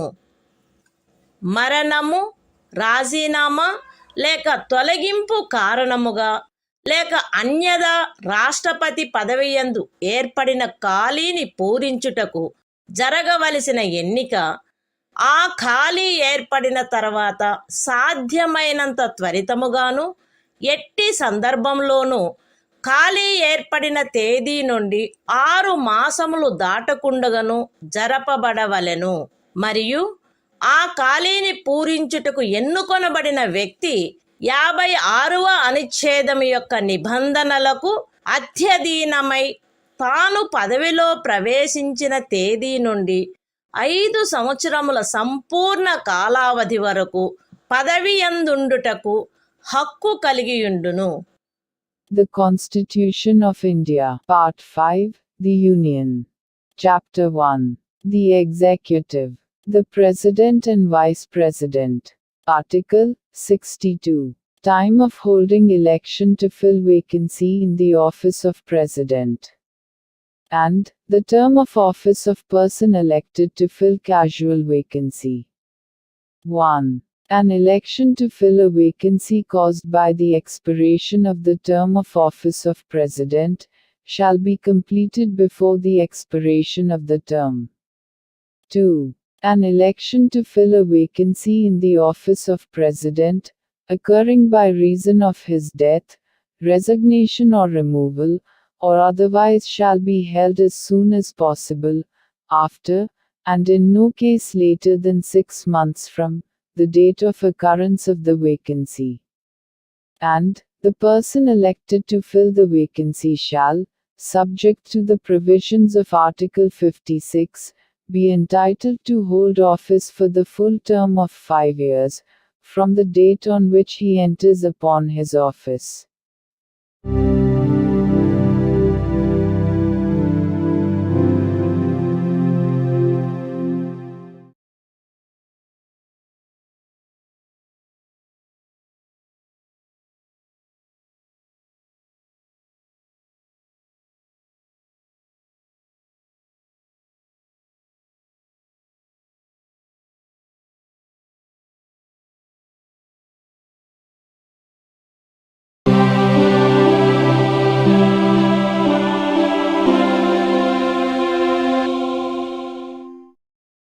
భారత సంవిధానము భాగము 5 సంఘము.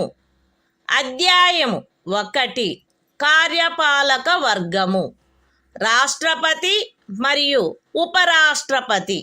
ఆర్టికల్ 63. భారత ఉపరాష్ట్రపతి. భారతదేశమునకు ఒక ఉపరాష్ట్రపతి ఉండవలెను. The Constitution of India, Part 5, The Union. Chapter 1. The Executive. The President and Vice President. Article 63. The Vice President of India. There shall be a Vice President of India.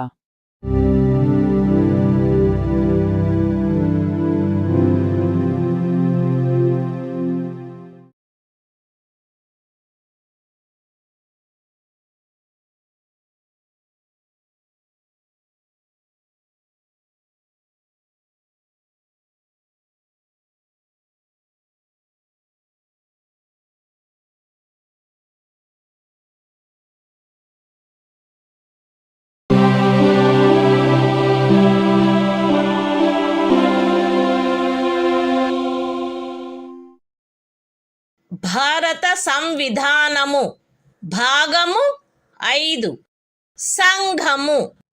అధ్యాయము 1 కార్యపాలక వర్గము. రాష్ట్రపతి మరియు ఉపరాష్ట్రపతి. ఆర్టికల్ 64. ఉపరాష్ట్రపతి పదవి రీత్యా రాజ్యసభకు సభాపతిగా నుండుట. ఉపరాష్ట్రపతి పదవి రీత్యా రాజ్యసభకు సభాపతి అయి ఉండును. ఆయన లాభాయుతమైన ఏ ఇతర పదవి యందును ఉండరాదు. అయితే ఉపరాష్ట్రపతి 65వ అనుచ్ఛేదము క్రింద రాష్ట్రపతిగా వ్యవహరించు లేక రాష్ట్రపతి యొక్క కృత్యములను నిర్వహించు ఏ కాలావధిలోనైనను ఆయన రాజ్యసభ యొక్క సభాపతి పదవికి చెందిన కర్తవ్యములను నిర్వర్తించరాదు. మరియు 97వ అనుచ్ఛేదము క్రింద రాజ్యసభ యొక్క సభాపతికి చెల్లించబడదగు ఎట్టి జీతమునకు లేక భత్యమునకు ఆయన హక్కు కలిగి ఉండడు. The Constitution of India, Part 5, The Union. Chapter 1. The Executive. The President and Vice President. Article 64. The Vice President, to be, ex officio Chairman of the Council of States. The Vice President shall be, ex officio Chairman of the Council of the States, and shall not hold any other office of profit, provided that, during any period, when the Vice President acts as President, or thus charges the functions of the President under Article 65, he shall not perform the duties of the office of Chairman of the Council of States, and shall not be entitled to any salary or allowance payable to the Chairman of the Council of States, under Article 97.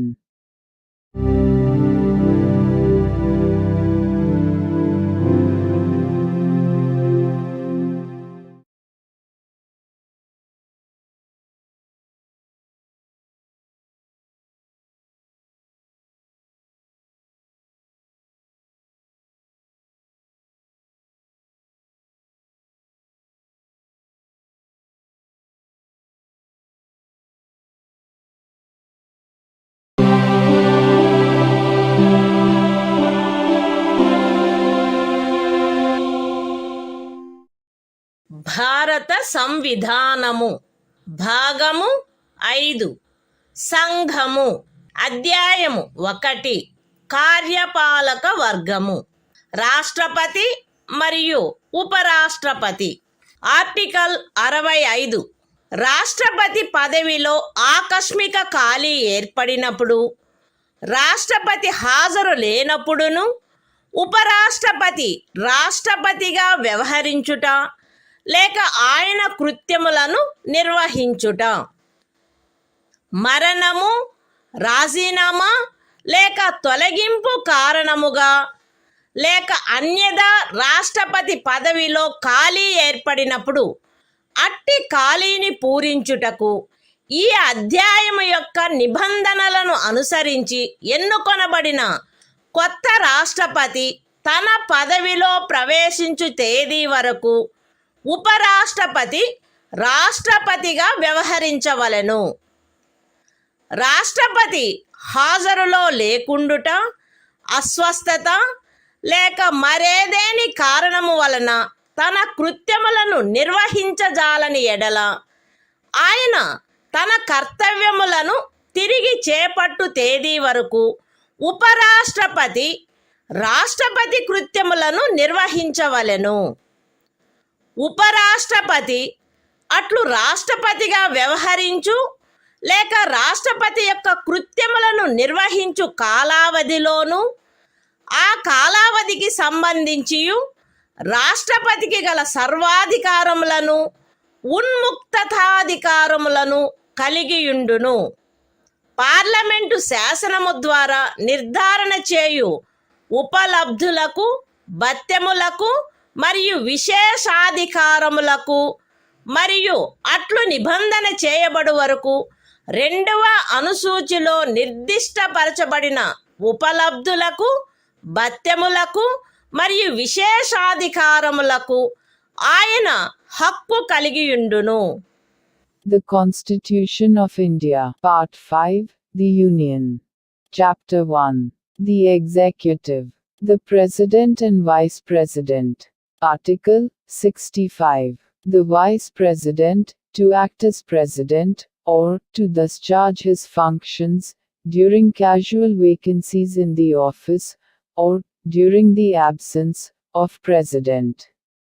1. In the event of the occurrence of any vacancy in the office of the President, by reason of his death, resignation, or removal, or otherwise, the Vice President shall act as President until the date on which a new President, elected, in accordance with the provisions of this chapter, to fill such vacancy, enters upon his office.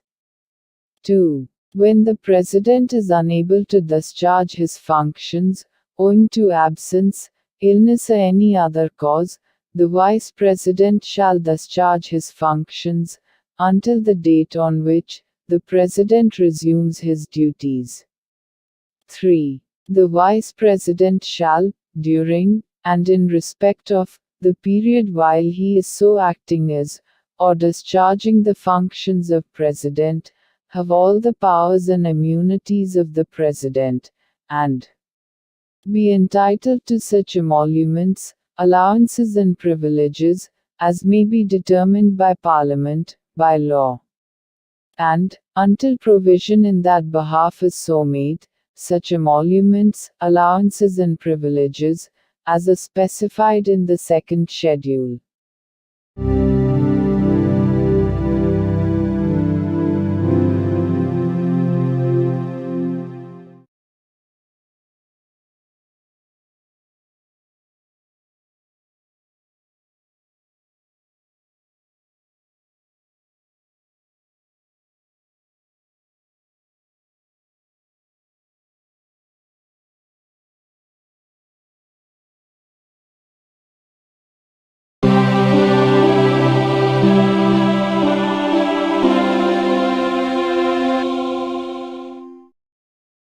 భారత సంవిధానము భాగము 5 సంఘము అధ్యాయము 1 కార్యపాలక వర్గము రాష్ట్రపతి మరియు ఉపరాష్ట్రపతి article 66 ఉపరాష్ట్రపతి ఎన్నిక ఉపరాష్ట్రపతి పార్లమెంటు ఉభయ సదనముల సభ్యులతో కూడిన నిర్వాచక గణము యొక్క సభ్యులచే ఏకల అంతరణీయ ఓటు ద్వారా అనుపాతిక ప్రాతినిధ్య పద్ధతిని అనుసరించి ఎన్నుకొనబడవలెను మరియు అట్టి ఎన్నికలలో ఓటింగు రహస్యపు బ్యాలెట్ పద్ధతిని జరగవలెను.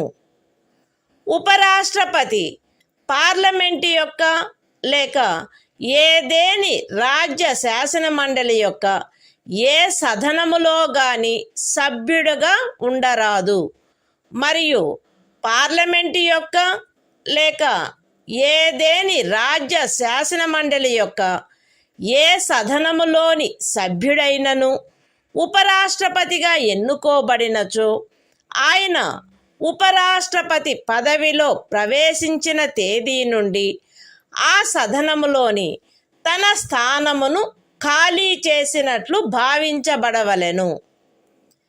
ఏ వ్యక్తి గాని ఆయన భారతదేశ పౌరుడై ఉన్ననే తప్ప ఆయనకు 35 సంవత్సరముల వయస్సు పూర్తి అయిననే తప్ప మరియు ఆయన రాజ్యసభ సభ్యుడుగా ఎన్నుకొనబడుటకు అర్హుడై ఉన్ననే తప్ప ఉపరాష్ట్రపతిగా ఎన్నుకొనబడుటకు పాత్రుడు కాడు. ఏ వ్యక్తి అయినను భారత ప్రభుత్వము క్రింద గాని ఏదేని రాజ్య ప్రభుత్వము కింద గాని సదరు ప్రభుత్వములలో దేని యొక్క నియంత్రణకైనను అధ్యధీనమయ్యున్న ఏదేని స్థానిక లేక ఇతర ప్రాధికారి క్రింద గాని లాభాయుతమైన ఏదేని పదవి యందున్నచో ఆ వ్యక్తి ఉపరాష్ట్రపతిగా ఎన్నుకొనబడుటకు పాత్రుడు కాడు. విశదీకరణ: ఈ అనుచ్ఛేదపు నిమిత్తము ఎవరేని వ్యక్తి సంఘము యొక్క రాష్ట్రపతిగా లేక ఉపరాష్ట్రపతిగా లేక ఏదేని రాజ్యం యొక్క గవర్నరుగా లేక సంఘము యొక్క లేక ఏదేని రాజ్యం యొక్క మంత్రిగా ఉన్న కారణమును బట్టి మాత్రమే లాభాయుతమైన పదవి యందున్నట్లు భావించరాదు. The Constitution of India, Part 5, The Union. Chapter 1. The Executive. The President and Vice President. Article 66. Election of Vice President. 1. The Vice President shall be elected by the members of an electoral college, consisting of the members of both Houses of Parliament, in accordance with the system of proportional representation, by means of the single transferable vote, and the voting at such election shall be by secret ballot. 2. The Vice President shall not be a member of either House of Parliament or of a House of the Legislature of any state. And, if a member of either House of Parliament or of a House of the Legislature of any state be elected Vice President, he shall be deemed to have vacated his seat in that House, on the date on which he enters upon his office, as Vice President. 3. No person shall be eligible for election as Vice President, unless he is a citizen of India. B. Has completed the age of 35 years, and C. Is qualified for election, as a member of the Council of States. 4. A person shall not be eligible for election as Vice President, if he holds any office of profit, under the Government of India, or the Government of any state, or under any local, or other authority, subject to the control of any of the said governments. Explanation. For the purposes of this article, a person shall not be deemed to hold any office of profit, by reason only that he is the President or Vice President of the Union, or the Governor of any state, or is a minister either for the Union, or for any state.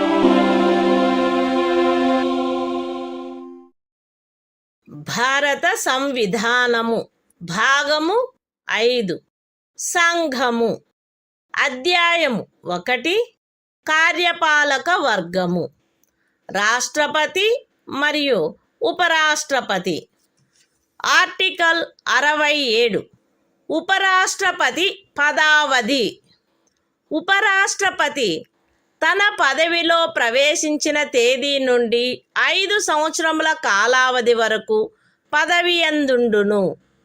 అయితే ఉపరాష్ట్రపతి తన చేవ్రాలుతో రాష్ట్రపతికి లేఖ వ్రాయుట ద్వారా తన పదవికి రాజీనామా ఇవ్వవచ్చును.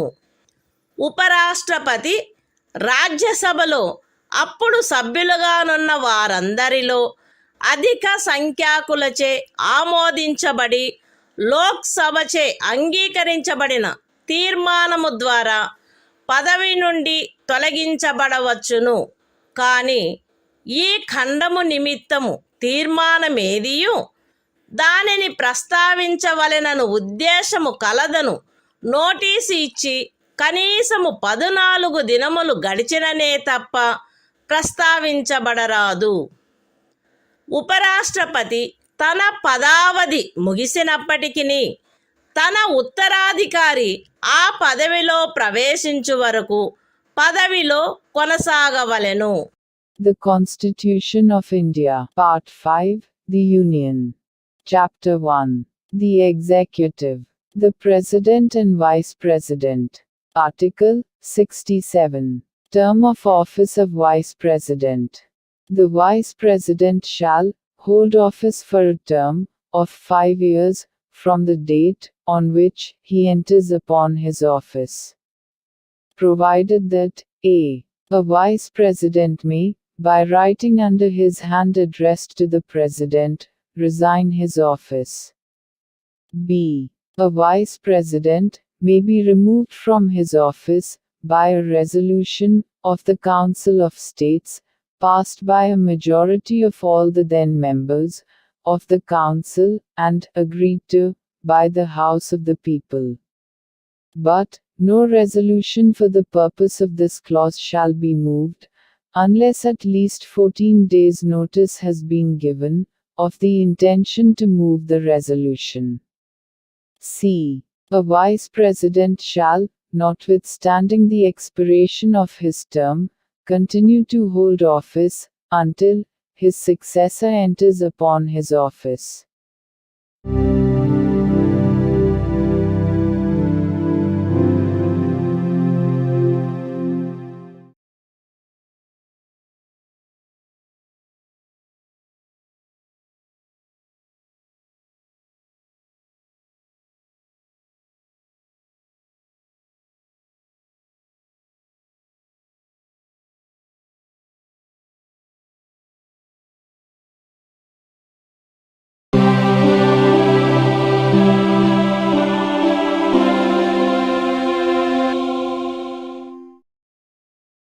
భారత సంవిధానము. భాగము 5. సంఘము. అధ్యాయము 1. కార్యపాలక వర్గము.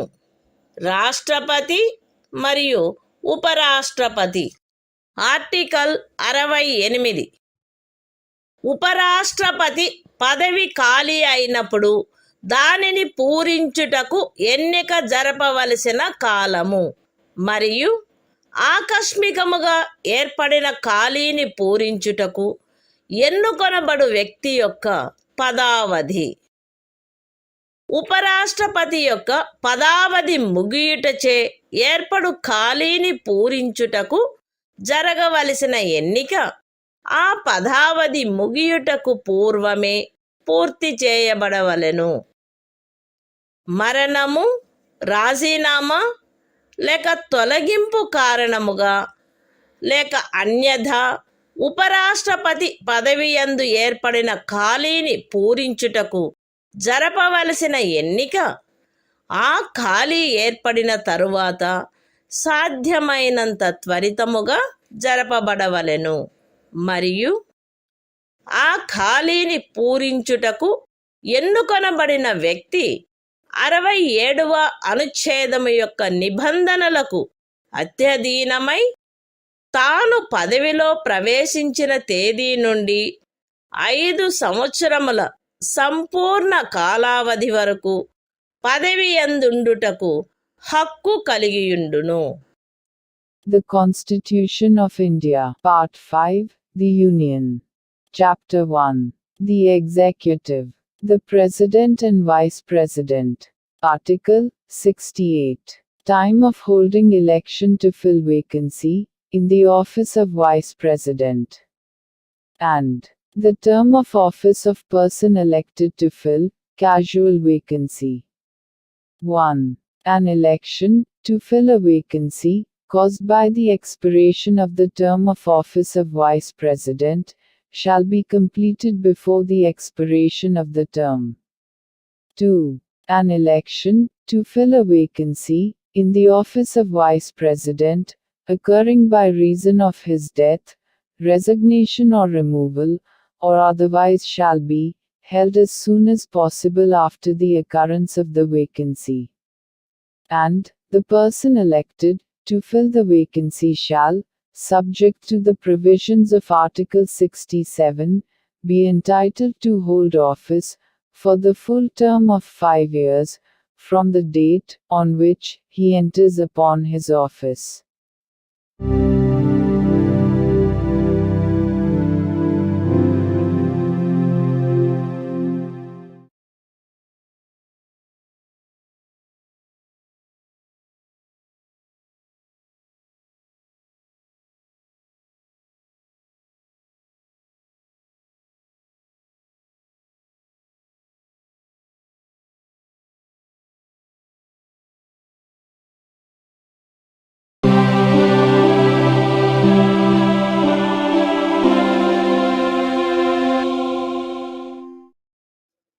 భారత సంవిధానము భాగము 5 సంఘము అధ్యాయము 1 కార్యపాలక వర్గము రాష్ట్రపతి మరియు ఉపరాష్ట్రపతి ఆర్టికల్ 69 ఉపరాష్ట్రపతిచే ప్రమాణము లేక ప్రతిజ్ఞ ప్రతి ఉపరాష్ట్రపతి తన పదవిలో ప్రవేశించుటకు పూర్వము రాష్ట్రపతి సమక్షమున గాని తద్విషయమున ఆయనచే నియమింపబడిన వ్యక్తి సమక్షమున గాని ఈ క్రింది ప్రరూపములో ప్రమాణము లేక ప్రతిజ్ఞ చేసి దానిపై చేవ్రాలు చేయవలెను. ఏబి అను నేను శాసనము ద్వారా స్థాపితమైన భారత సంవిధానము పట్ల యథార్థమైన శ్రద్ధానిష్టలను కలిగియుందుననియు మరియు నేను వహింపనున్న కర్తవ్యములను శ్రద్ధాపూర్వకముగా నిర్వహింతుననియు దైవ సాక్షిగా ప్రమాణం చేయుచున్నాను. సత్యనిష్టతో ప్రతిజ్ఞ చేయుచున్నాను. The Constitution of India, Part 5, The Union. Chapter 1. The Executive.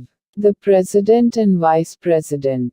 Article 69. Oath, or affirmation, by the Vice President.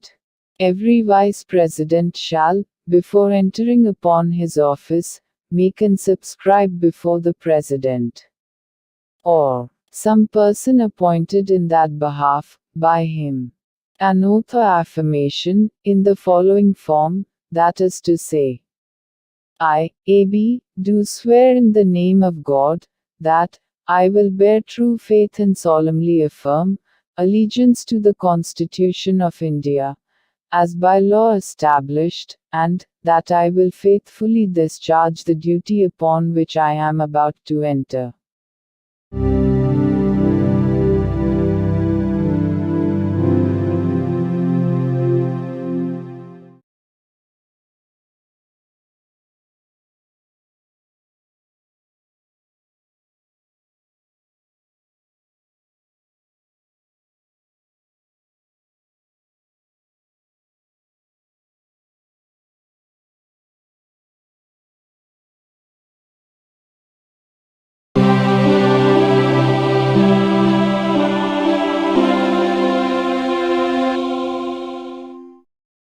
భారత సంవిధానము భాగము 5 సంఘము అధ్యాయము 1 కార్యపాలక వర్గము రాష్ట్రపతి మరియు ఉపరాష్ట్రపతి ఆర్టికల్ 70 ఇతర యాదృచ్ఛిక పరిస్థితులలో రాష్ట్రపతి యొక్క కృత్యములు ఈ అధ్యాయములో నిబంధించబడని ఎట్టి యాదృచ్ఛిక పరిస్థితిలోనైనను రాష్ట్రపతి యొక్క కృత్యములను నిర్వహించుటకు పార్లమెంటు తాను సబబని తలచు నిబంధన చేయవచ్చును.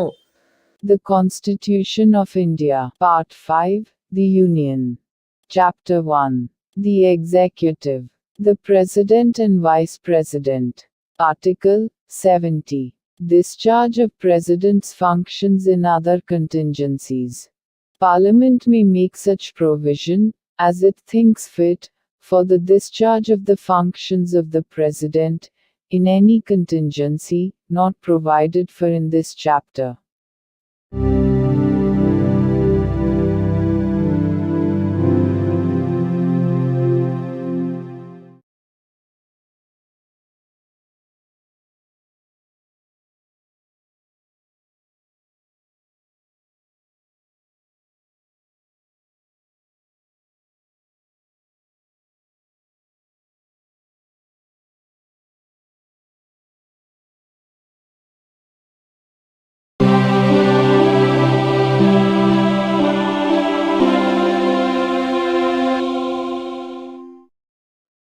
భారత సంవిధానము భాగము 5 సంఘము అధ్యాయము 1 కార్యపాలక వర్గము రాష్ట్రపతి మరియు ఉపరాష్ట్రపతి ఆర్టికల్ 71 రాష్ట్రపతి లేక ఉపరాష్ట్రపతి యొక్క ఎన్నికకు చెందిన లేక సంబంధించిన విషయములు.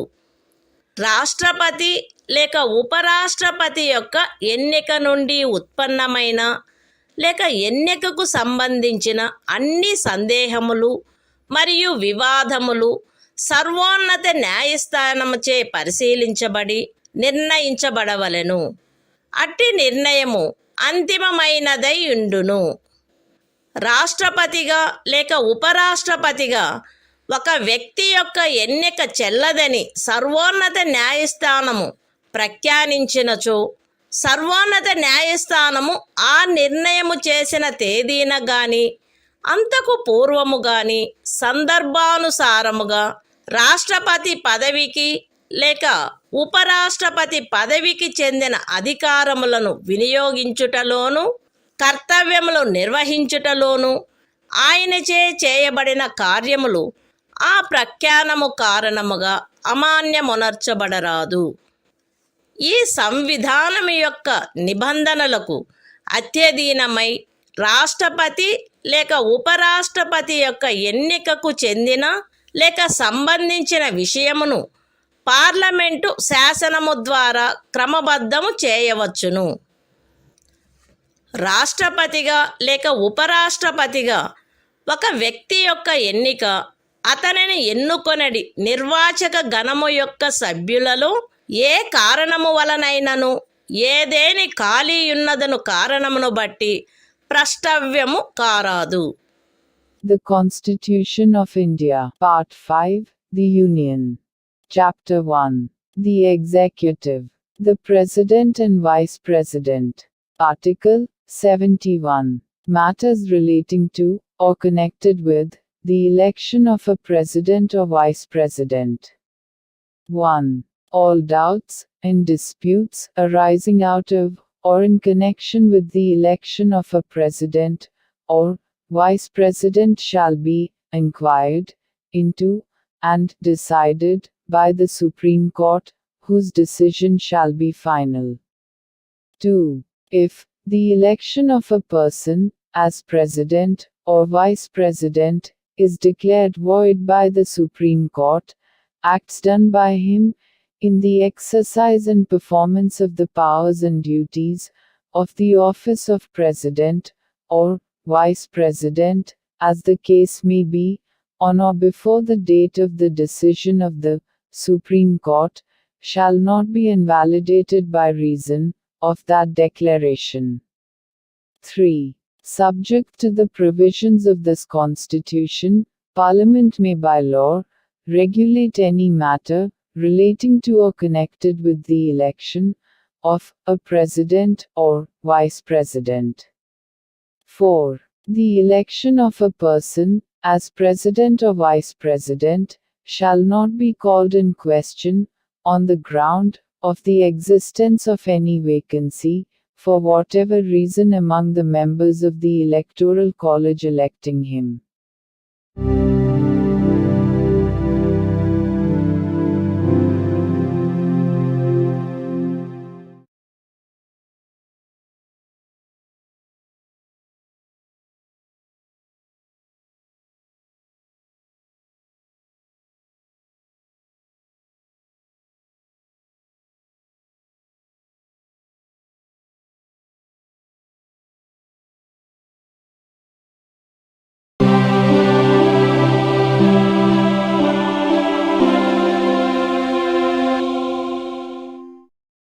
భారత సంవిధానము భాగము 5 సంఘము అధ్యాయము 1 కార్యపాలక వర్గము రాష్ట్రపతి మరియు ఉపరాష్ట్రపతి. ఆర్టికల్ 72 కొన్ని సందర్భములలో క్షమాపణలు మొదలైన వాటిని మంజూరు చేయుటకు మరియు దండనోత్తర్వును సస్పెండ్ చేయుటకు పరిహరించుటకు లేక లఘూకరించుటకు రాష్ట్రపతి యొక్క అధికారము. రాష్ట్రపతి ఈ క్రింది సందర్భములలో నేర నిర్ణీతుడైన వ్యక్తికి క్షమాపణలను, తాత్కాలిక నిలుపుదలను, వాయిదాలను లేక పరిహరణలను మంజూరు చేయుటకు లేక ఆ వ్యక్తిపై విధించబడిన దండనోత్తర్వును సస్పెండు చేయుటకు, పరిహరించుటకు లేక లఘూకరించుటకు అధికారము కలిగియుండును.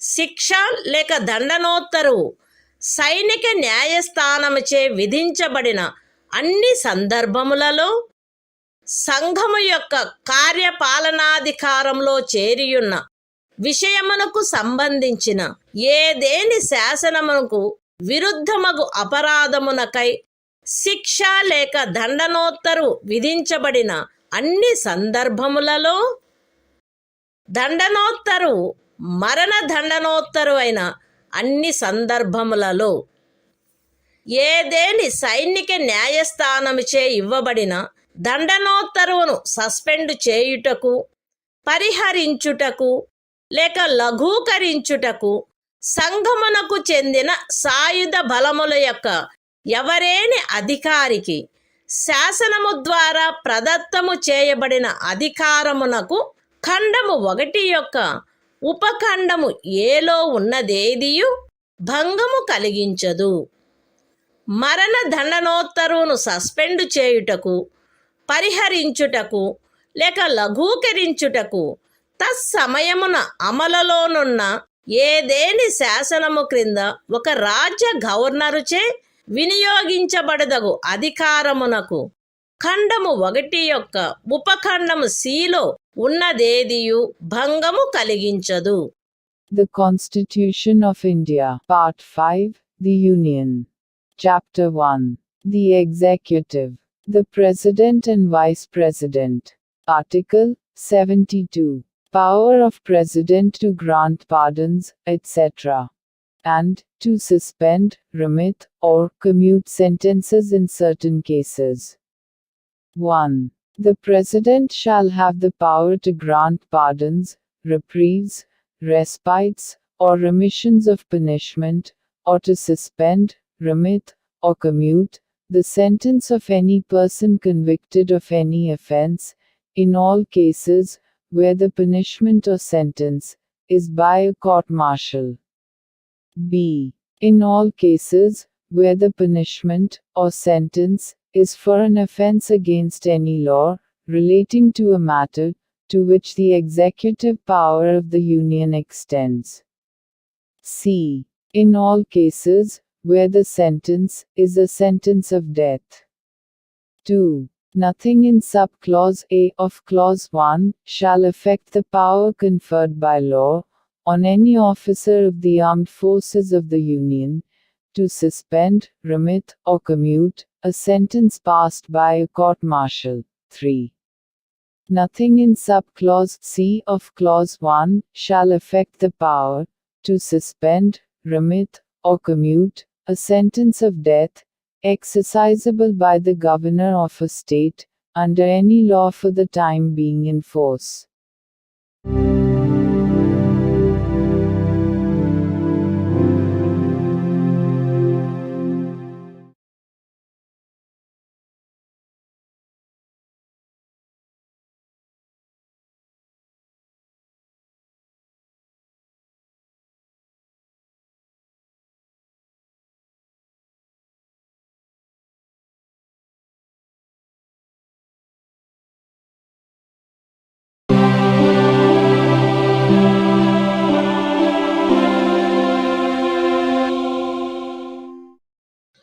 భారత సంవిధానము భాగము 5 సంఘము అధ్యాయము 1 కార్యపాలక వర్గము రాష్ట్రపతి మరియు ఉపరాష్ట్రపతి. ఆర్టికల్ 73 సంఘము యొక్క కార్యపాలకాధికార విస్తరణ. ఈ సంవిధాన నిబంధనలకు అధ్యయనమై సంఘము యొక్క కార్యపాలకాధికారములో ఈ క్రిందివి చేరియుండును. ఏ విషయములను గురించి శాసనములను చేయుటకు పార్లమెంటు అధికారము గలదో ఆ విషయములు మరియు ఏదేని సంధి లేక ఖరారును బట్టి భారత ప్రభుత్వముచే వినియోగించబడదగు హక్కుల యొక్క ప్రాధికారము యొక్క మరియు అధికారిత యొక్క వినియోగము. అయితే ఈ సంవిధానములో గాని పార్లమెంటు చేయబడిన ఏదేని శాసనములో గాని అభివ్యక్తము కాని నిబంధించబడినట్లు తప్ప ఏదేని రాజ్యములో ఏ విషయములను గురించి శాసనములను చేయుటకు ఆ రాజ్య శాసన మండలికి కూడా అధికారము కలదో ఆ విషయములు ఉపఖండము ఏలో నిర్దేశించబడిన కార్యపాలకాధికారములో చేరియుండవు. ఏ విషయముల గురించి ఒక రాజ్యము కొరకు శాసనములు చేయుటకు పార్లమెంటుకు అధికారము కలదో ఆ విషయములలో ఆ రాజ్యము మరియు ఆ రాజ్యపు ఎవరేని అధికారి లేక ప్రాధికారి ఈ సంవిధానము యొక్క ప్రారంభమునకు అవ్యవహిత పూర్వము చలాయించగలిగి ఉండినట్టి కార్యపాలకాధికారమును లేక కృత్యములను ఈ అనుచ్ఛేదములో ఏమి ఉన్నప్పటికీ పార్లమెంటు చే అన్యథా నిబంధించబడినంత వరకు ఆ రాజ్యము మరియు ఆ రాజ్యపు ఎవరేని అధికారి లేక ప్రాధికారి చలాయించుచుండుట కొనసాగించవచ్చును. The Constitution of India, Part 5, The Union. Chapter 1. The Executive. The President and Vice President. Article 73. Extent of executive power of the Union. 1. Subject to the provisions of this Constitution, the executive power of the Union shall extend to the matters with respect to which Parliament has power to make laws, and b. to the exercise of such rights, authority, and jurisdiction as are exercisable by the Government of India, by virtue of any treaty or agreement, provided that the executive power referred to in subclause A shall not, save as expressly provided in this Constitution, or in any law made by Parliament, extend, in any state to matters with respect to which the legislature of the state has also power to make laws.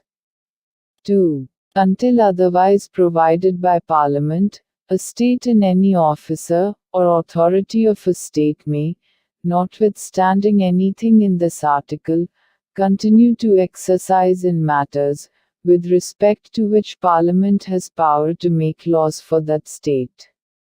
Such executive power or functions, as the state or officer, or authority thereof, could exercise immediately before the commencement of this Constitution.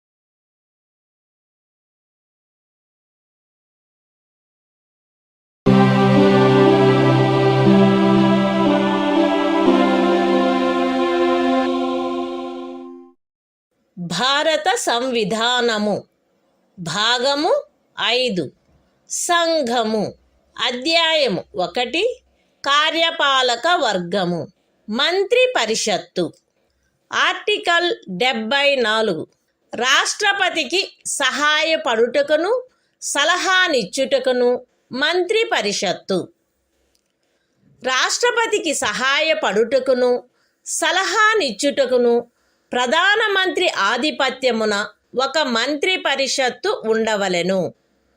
రాష్ట్రపతి తన కృత్యములను నిర్వహించుటలో అట్టి సలహాననుసరించి వ్యవహరించవలెను. అయితే రాష్ట్రపతి సాధారణముగా గాని అన్యథా గాని అట్టి సలహాలను పునఃపర్యాలోచించవలసినదిగా మంత్రి పరిషత్తును కోరవచ్చును. మరియు రాష్ట్రపతి అట్టి పునఃపర్యాలోచన తర్వాత ఇవ్వబడిన సలహాననుసరించి వ్యవహరించవలెను.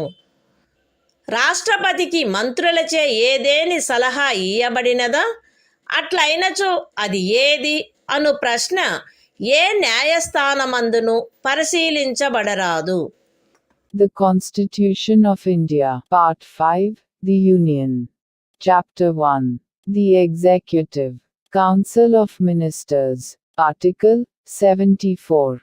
Council of Ministers, to aid and advise President. 1. There shall be a Council of Ministers, with the Prime Minister at the head, to aid and advise the President, who shall, in the exercise of his functions, act in accordance with such advice.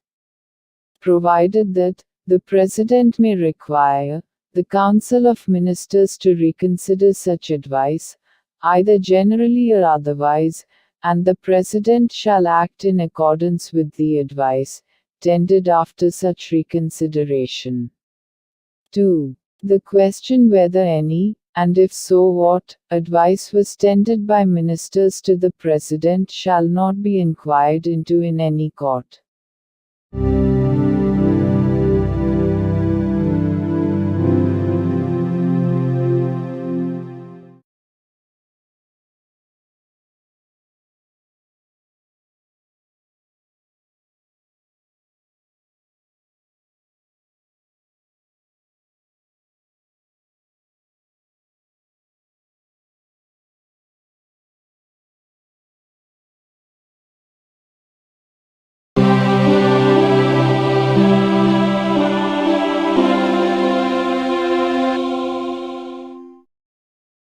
భారత సంవిధానము భాగము 5 సంఘము అధ్యాయము 1 కార్యపాలక వర్గము మంత్రి పరిషత్తు article 75 మంత్రులను గూర్చిన ఇతర నిబంధనలు ప్రధానమంత్రి రాష్ట్రపతిచే నియమించబడవలెను. ఇతర మంత్రులు ప్రధానమంత్రి సలహాపై రాష్ట్రపతిచే నియమించబడవలెను. మంత్రి పరిషత్తులో ప్రధానమంత్రితో సహా మొత్తము మంత్రుల సంఖ్య లోక్సభలోని మొత్తము సభ్యుల సంఖ్యలో 15% మించరాదు. 10వ అనుసూచి యొక్క 2వ పేరా క్రింద పార్లమెంటు ఉభయ సదనములలోని ఏదేని రాజకీయ పార్టీకి చెందియుండి ఆ సదనము యొక్క సభ్యునిగా ఉండుటకు నిరర్హుడైన ఒక సభ్యుడు అతని అనర్హత ప్రారంభపు తేదీ నుండి అట్టి సభ్యునిగా అతని పదవీ కాలావధి ముగియునంత వరకు లేదా అతను అట్టి కాలావధి ముగియకముందే పార్లమెంటు ఉభయ సదనములలో ఏ సదనము యొక్క ఏదేని ఎన్నికకు పోటీ చేసి ఎన్నికైనట్లుగా ప్రఖ్యానింపబడు తేదీ వరకు, వీటిలో ఏది ముందుగా వచ్చునో అంతవరకు ఖండము 1 క్రింద మంత్రిగా నియోజితుడగుటకు కూడా నిరర్హుడగును.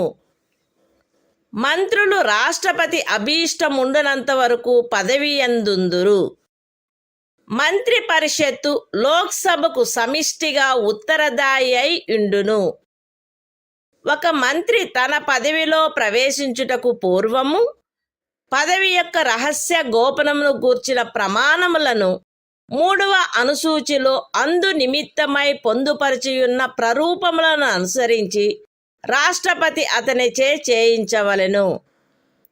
పార్లమెంటు యొక్క ఏ సదనములో గాని వరుసగా 6 మాసముల కాలావధి వరకు సభ్యుడిగా లేని మంత్రి ఆ కాలావధి ముగియగానే మంత్రి పదవిని కోల్పోవును.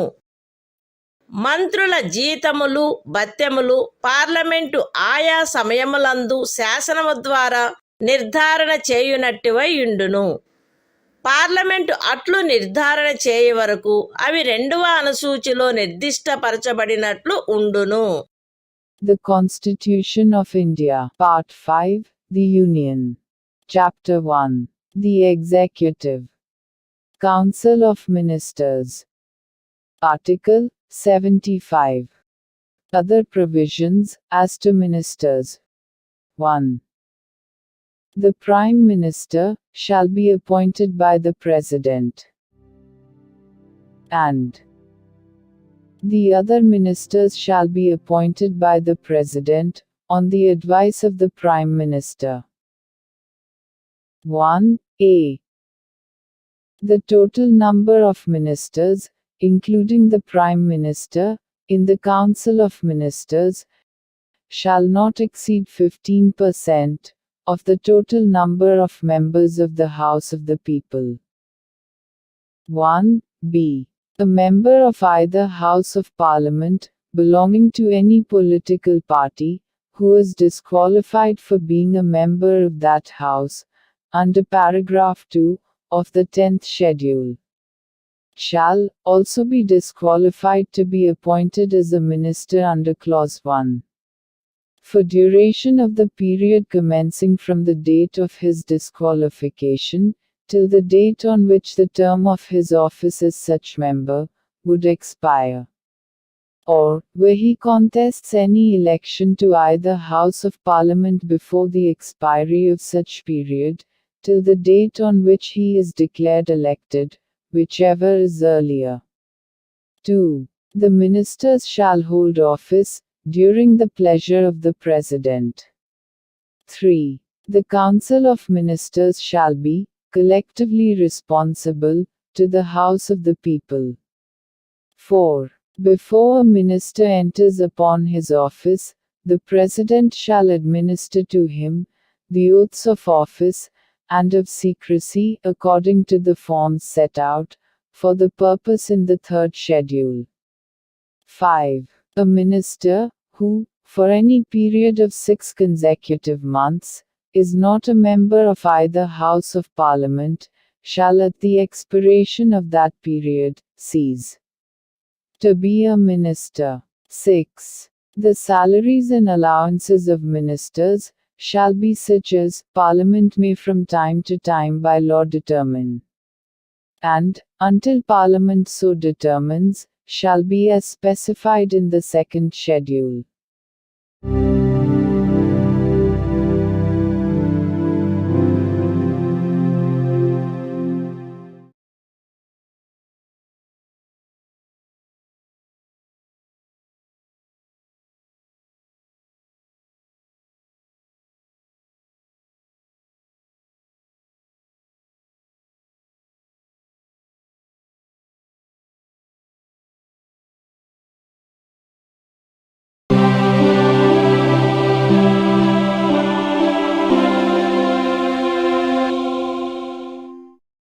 భారత సంవిధానము భాగము 5 సంఘము అధ్యాయము 1 కార్యపాలక వర్గము భారతదేశ అటార్నీ జనరలు ఆర్టికల్ 76 సర్వోన్నత న్యాయస్థానము యొక్క న్యాయాధీశుడిగా నియమించబడుటకు అర్హుడైన వ్యక్తిని రాష్ట్రపతి భారతదేశపు అటార్నీ జనరలుగా నియమించవలెను.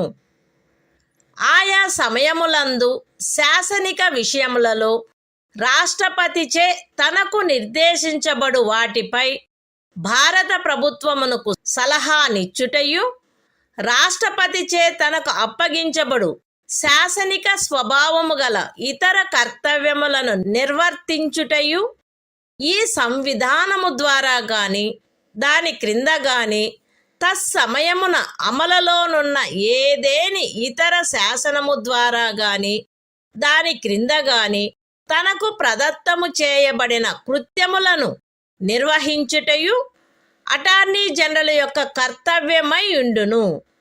అటార్నీ జనరలు తన కర్తవ్యములను నిర్వహించుటలో భారతదేశ రాజ్య క్షేత్రములోని న్యాయస్థానములన్నింటిలో వాదనాధికారమును కలిగియుండును. అటార్నీ జనరలు రాష్ట్రపతి అనుగ్రహముండునంత వరకు పదవియందుండును మరియు రాష్ట్రపతి నిర్ధారణ చేయు ప్రతి మూల్యమును పొందవలెను. The Constitution of India, Part 5, The Union. Chapter 1. The Executive.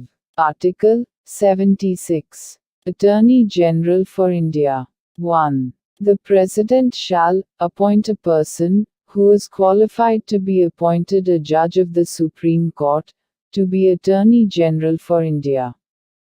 2. It shall be the duty of the Attorney General to give advice to the Government of India upon such legal matters, and to perform such other duties of a legal character as may from time to time be referred or assigned to him by the President, and to discharge the functions conferred on him by or under this Constitution or any other law for the time being in force. 3. In the performance of his duties, the Attorney General shall have right of audience in all courts in the territory of India. 4. The Attorney General shall hold office during the pleasure of the President, and shall receive such remuneration as the President may determine.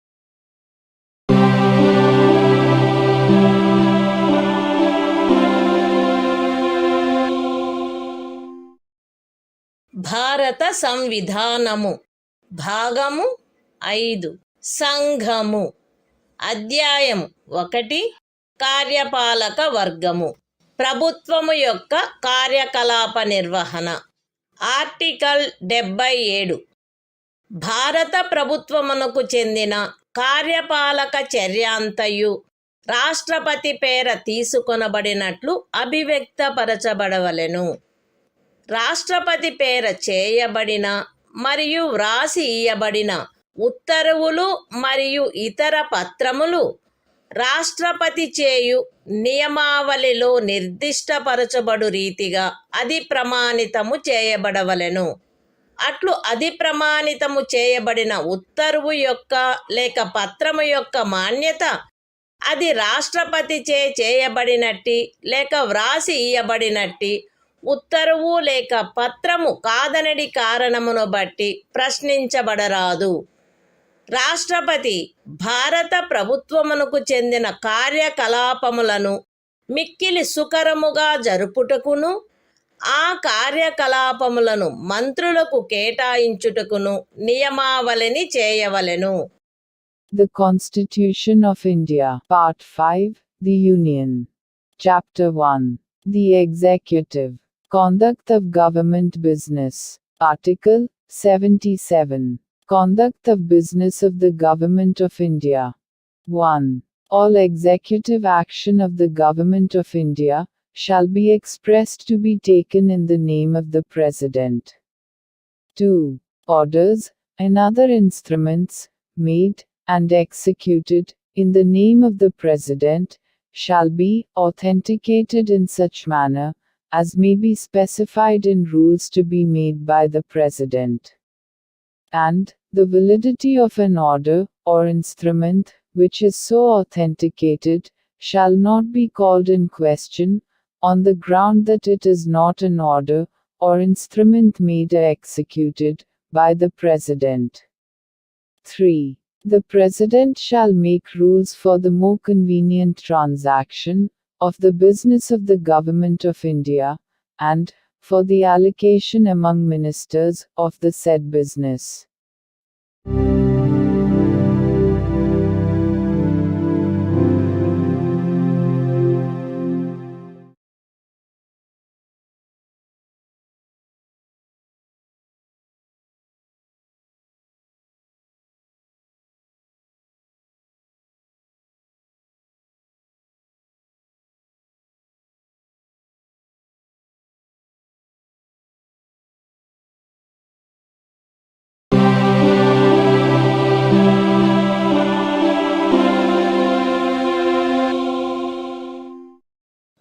భారత సంవిధానము భాగము 5 సంఘము అధ్యాయం 1 కార్యపాలక వర్గము ప్రభుత్వము యొక్క కార్యకలాప నిర్వహణ article 78 రాష్ట్రపతికి సమాచారమును అందచేయుట మున్నగు విషయములను గురించి ప్రధానమంత్రి కర్తవ్యములు. ఈ క్రింద తెలుపబడినవి ప్రధానమంత్రి కర్తవ్యములై ఉండును.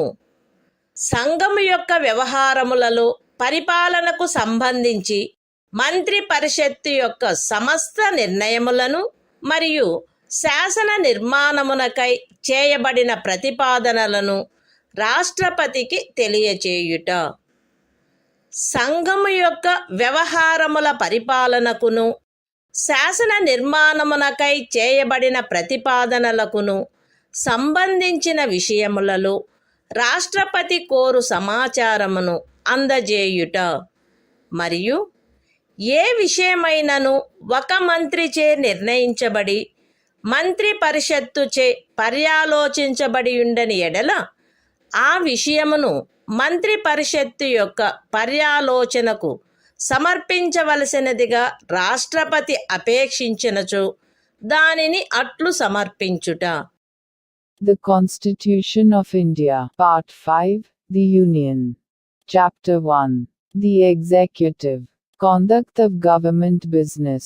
Article 78. Duties of Prime Minister, as respects the furnishing of information to the President, etc.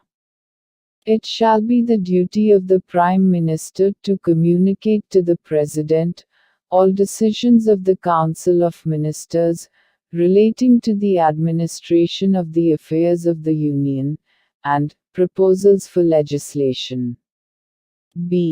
To furnish such information relating to the administration of the affairs of the Union, and proposals for legislation, as the President may call for. And C. If the President so requires, to submit for the consideration of the Council of Ministers any matter on which a decision has been taken by a minister, but which has not been considered by the Council.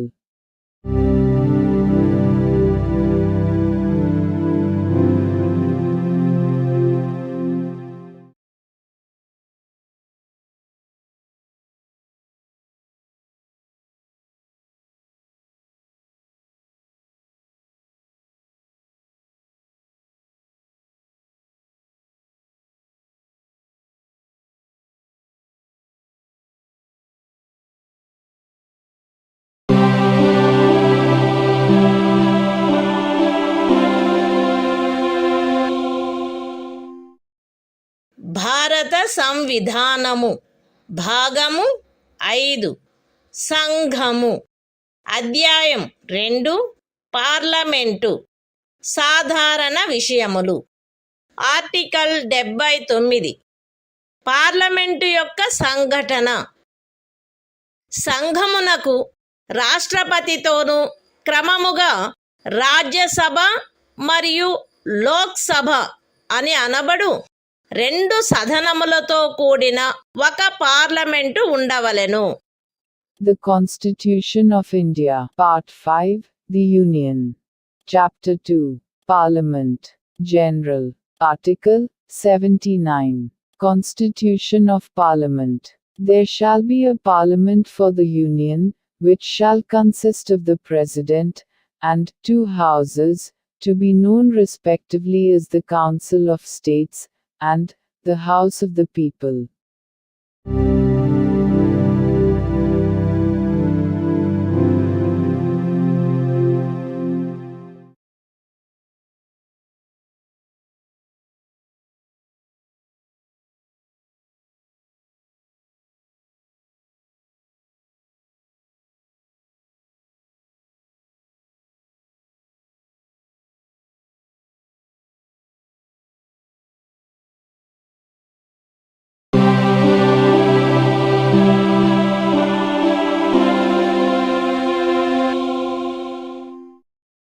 భారత సంవిధానము భాగము 5 సంఘము అధ్యాయం 2 parliament సాధారణ విషయములు.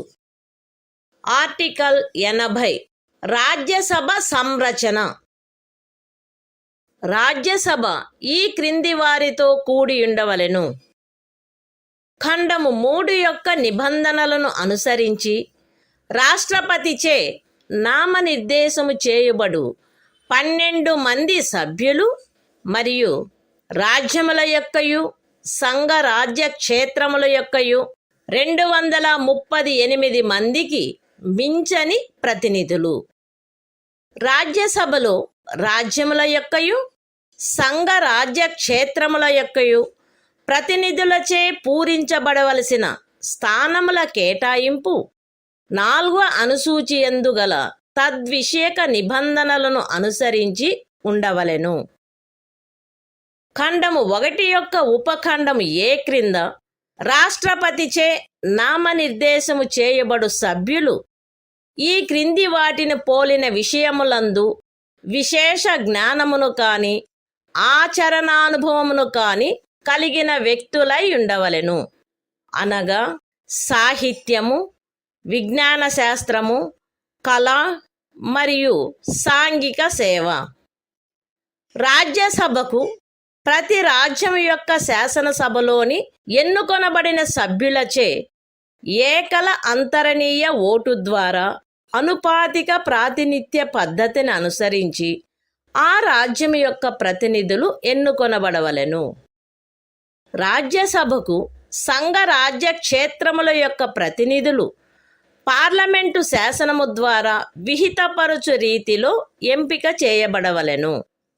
The Constitution of India, Part 5, The Union. Chapter 2, Parliament, General.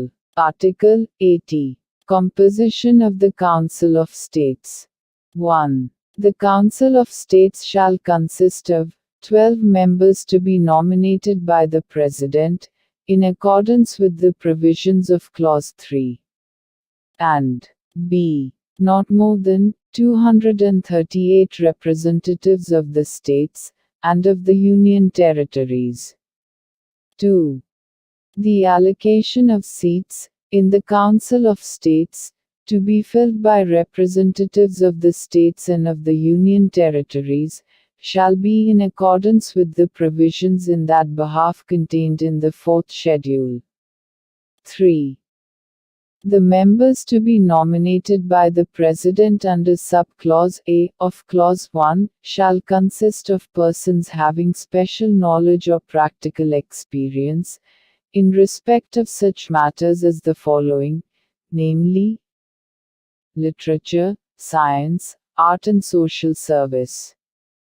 4. The representatives of each state, in the Council of States, shall be elected by the elected members of the Legislative Assembly of the state, in accordance with the system of proportional representation, by means of the single transferable vote.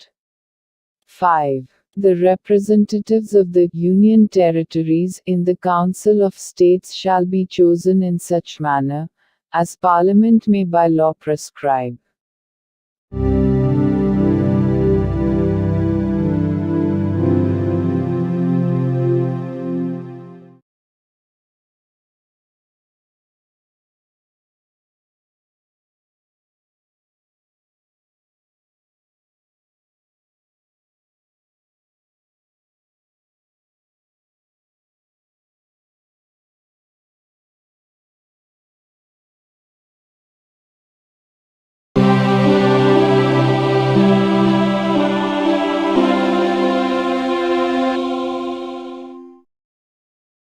భారత సంవిధానము భాగము 5 సంఘము అధ్యాయం 2 parliament సాధారణ విషయములు article 81 Lok Sabha సంరచన 1 331వ అనుచ్ఛేదము యొక్క నిబంధనలకు అధ్యయనమై లోక్సభ ఈ క్రింది వారితో కూడి ఉండవలెను. ఏ రాజ్యములలోని ప్రాదేశిక నియోజకవర్గముల ప్రత్యక్ష ఎన్నిక ద్వారా ఎంపిక చేయబడిన 530 మందికి మించని సభ్యులు. బి. పార్లమెంటు శాసనము ద్వారా నిబంధించిన రీతిగా ఎంపిక చేయబడి సంఘ రాజ్య క్షేత్రములకు ప్రాతినిధ్యం వహించు 20 మందికి మించని సభ్యులు. 2. ఖండము 1లోని ఉపఖండము ఏ నిమిత్తము ఏ. ఒక రాజ్యపు స్థానముల సంఖ్యకును దాని జనసంఖ్యకును గల నిష్పత్తి ఆచరణీయమైనంత మేరకు అన్ని రాజ్యములకు ఒకే రీతిగా ఉండునట్లు లోక్సభలోని స్థానములు ప్రతి ఒక్క రాజ్యమునకు కేటాయించబడవలెను. మరియు బి. ప్రతి ప్రాదేశిక నియోజకవర్గపు జనసంఖ్యకును ఆ నియోజకవర్గమునకు కేటాయించబడిన స్థానముల సంఖ్యకును గల నిష్పత్తి ఆచరణీయమైనంత మేరకు రాజ్యము అంతటును ఒకే రీతిగా ఉండునట్లు ప్రతి రాజ్యము ప్రాదేశిక నియోజకవర్గములుగా విభజించబడవలెను. అయితే ఏదేని రాజ్యమునందలి జనసంఖ్య 60 లక్షలకు మించనంత వరకు ఆ రాజ్యమునకు లోక్సభ స్థానములను కేటాయించు నిమిత్తము ఈ ఖండము యొక్క ఉపఖండము ఏలోని నిబంధనలు వర్తించవు. 3.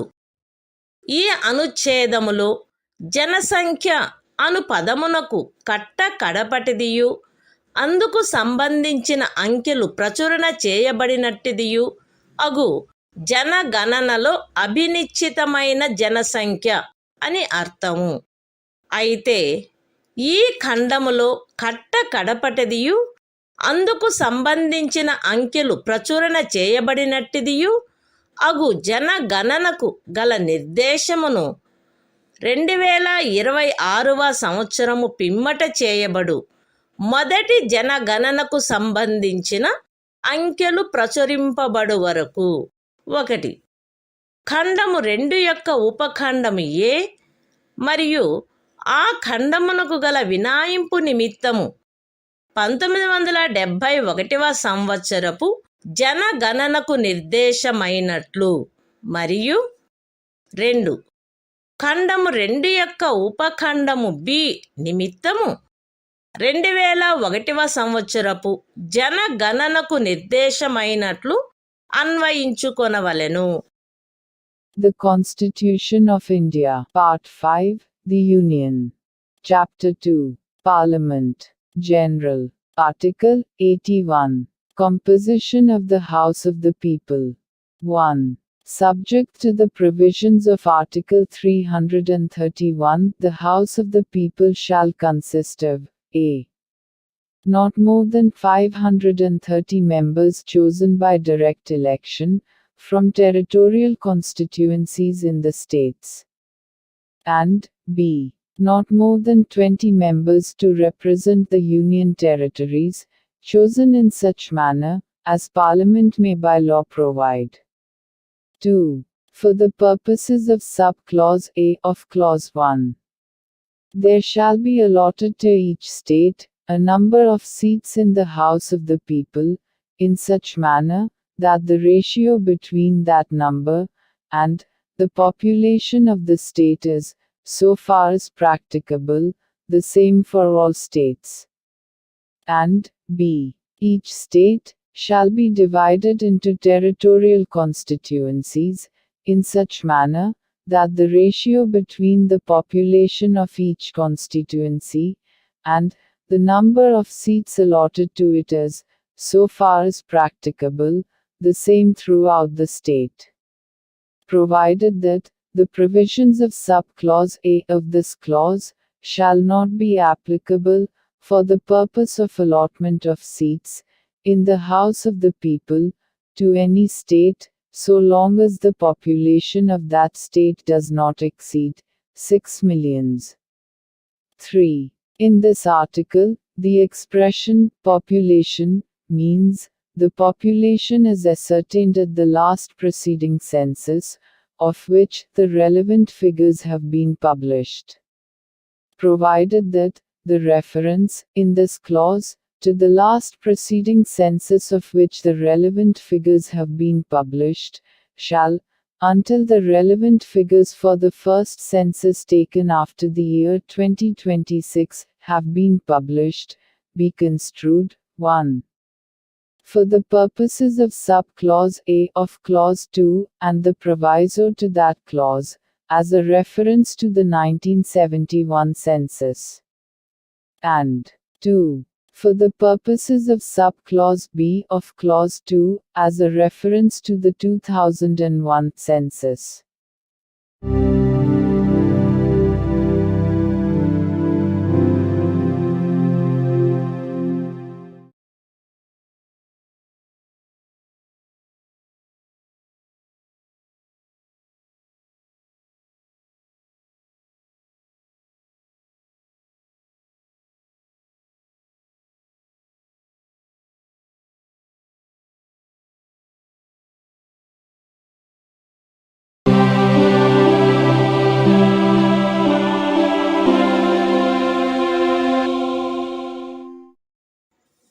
భారత సంవిధానము భాగము 5 సంఘము అధ్యాయం 2 పార్లమెంటు సాధారణ విషయములు ఆర్టికల్ 82 ప్రతి జనగణన పిమ్మట తిరిగి సర్దుబాటు ప్రతి ఒక్క జనగణన పూర్తి అయిన పిమ్మట రాజ్యములకు లోక్సభ స్థానముల కేటాయింపు మరియు ప్రాదేశిక నియోజకవర్గములుగా ప్రతి రాజ్యము యొక్క విభజన పార్లమెంటు శాసనము ద్వారా నిర్ధారణ చేయునట్టి ప్రాధికారిచే మరియు అట్టి రీతిలో తిరిగి సర్దుబాటు చేయబడవలెను.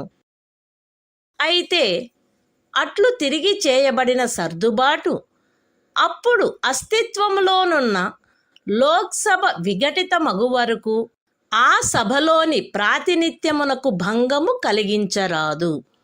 అంతేగాక అట్లు తిరిగి చేయబడిన సర్దుబాటు రాష్ట్రపతి ఉత్తర్వు ద్వారా నిర్దిష్టపరచు తేదీన అమలులోనికి వచ్చును మరియు అట్టి సర్దుబాటు అమలులోనికి వచ్చు వరకు ఆ సదనమునకు చెందిన ఏదేని ఎన్నికను అట్టి సర్దుబాటునకు పూర్వము ఉన్న ప్రాదేశిక నియోజకవర్గముల ప్రాతిపదికపై జరపవచ్చును.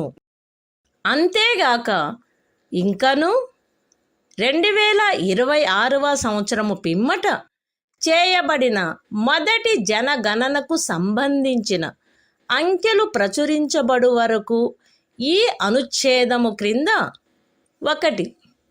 1971వ సంవత్సర జనగణన ప్రాతిపదికపై తిరిగి సర్దుబాటు చేయబడినట్లు లోక్సభలో రాజ్యములకు స్థానముల కేటాయింపును చేయుటను.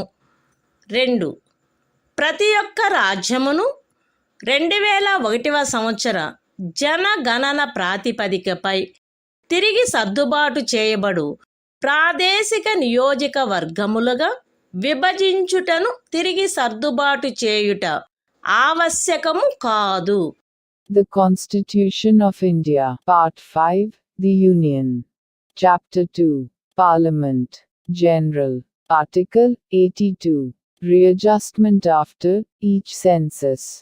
Upon the completion of each census, the allocation of seats in the House of the People to the states, and the division of each state into territorial constituencies, shall be readjusted by such authority, and in such manner as Parliament may by law determine, provided that such readjustment shall not affect representation in the House of the People until the dissolution of the then existing House.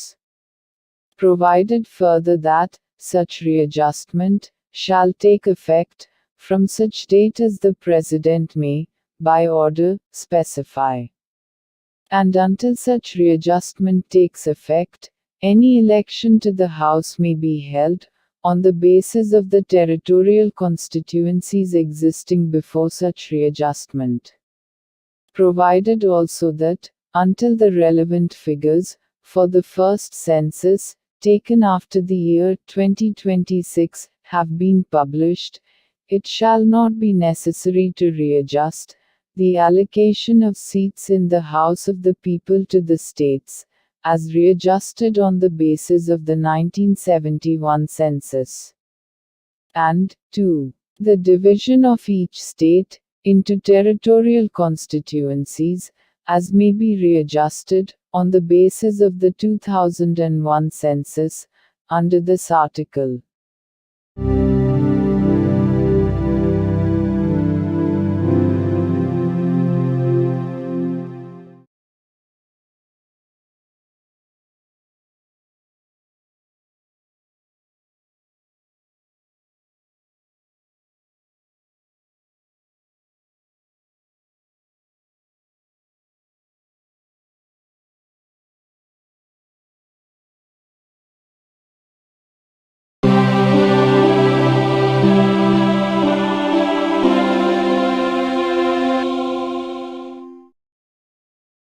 భారత సంవిధానము భాగము 5 సంఘము అధ్యాయం 2 parliament సాధారణ విషయములు article 83 parliament యొక్క సదనముల కాలావధి 1.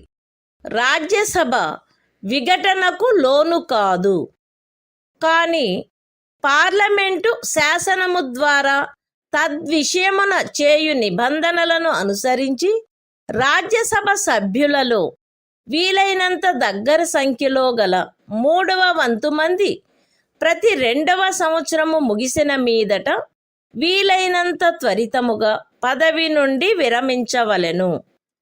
2. లోక్సభ దాని మొదటి సమావేశమునకై నియతమైన తేదీ నుండి 5 సంవత్సరముల పాటు ఆ లోపున విఘటన చేయబడిననే తప్ప కొనసాగవలెను, అంతకు మించి కొనసాగరాదు. సదరు 5 సంవత్సరముల కాలావధి యొక్క ముగింపు ఆ సదనము యొక్క విఘటనగా ప్రవర్తితము కావలెను.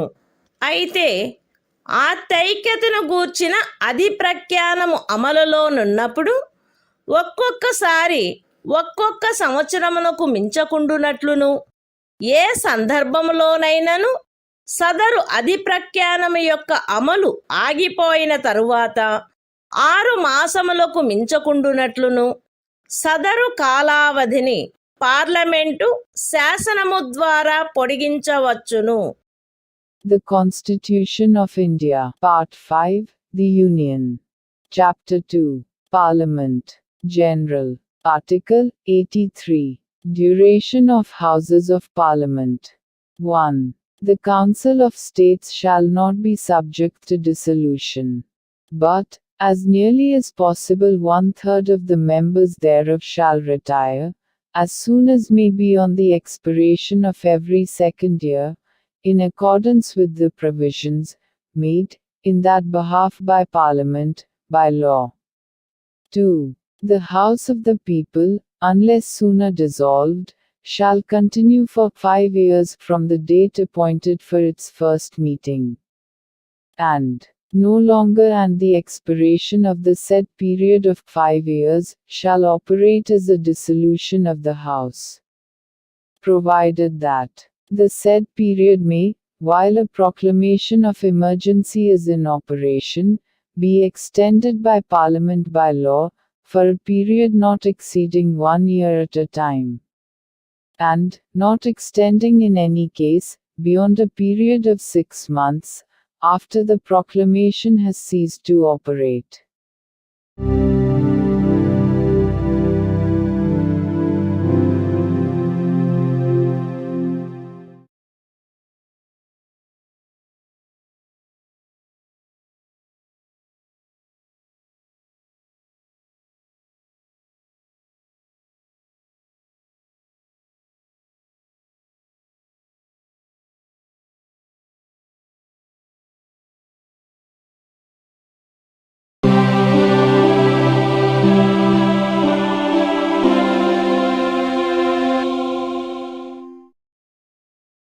భారత సంవిధానము భాగము 5 సంఘము.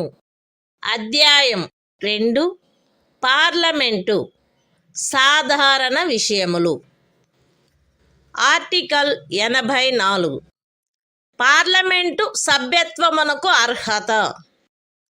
ఏ వ్యక్తి అయినను తాను భారతదేశ పౌరుడై ఉండి ఎన్నికల కమిషనుచే తద్విషయమై ప్రాధీకృతుడైన వ్యక్తి సమక్షమున 3వ అనుసూచిలో అందు నిమిత్తము పొందుపరచబడిన ప్రరూపమును అనుసరించి ప్రమాణము లేక ప్రతిజ్ఞ చేసి దానిపై చేవ్రాలు చేసిననే తప్ప రాజ్యసభలోని స్థానము విషయంలో 30 సంవత్సరముల వయస్సుకు తక్కువ కాకుండాను, లోక్సభలోని స్థానము విషయంలో 25 సంవత్సరముల వయస్సుకు తక్కువ కాకుండాను ఉన్ననే తప్ప మరియు పార్లమెంటుచే చేయబడిన ఏదేని శాసనము ద్వారా గాని దాని క్రింద గాని తద్విషయమున విహితము చేయబడు ఇతర అర్హతలను కలిగి ఉన్ననే తప్ప పార్లమెంటులోని స్థానమును పూరించుటకై ఎంపిక చేయబడుటకు అర్హుడు కాడు. The Constitution of India, Part 5, The Union. Chapter 2, Parliament, General. Article 84. Qualification for membership of Parliament. A person shall not be qualified to be chosen to fill a seat in Parliament, unless he is a citizen of India, and makes and subscribes, before some person, authorized in that behalf by the Election Commission, an oath or affirmation according to the form set out for the purpose, in the 3rd schedule. B. Is, in the case of a seat in the Council of States, not less than 30 years of age, and, in the case of a seat in the House of the People, not less than 25 years of age. And, C. Possesses such other qualifications, as may be prescribed, in that behalf, by or under, any law made by Parliament.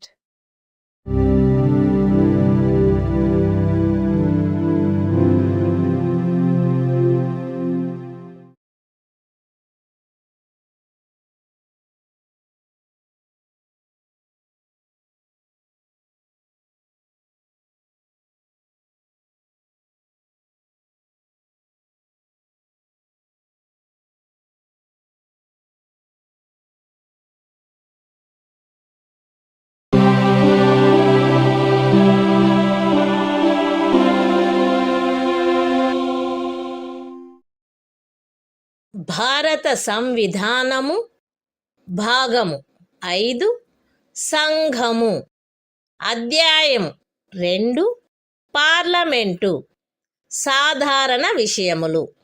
Article 85 parliament యొక్క అధివేశనములు, అధివేశనావసానము మరియు విఘటన.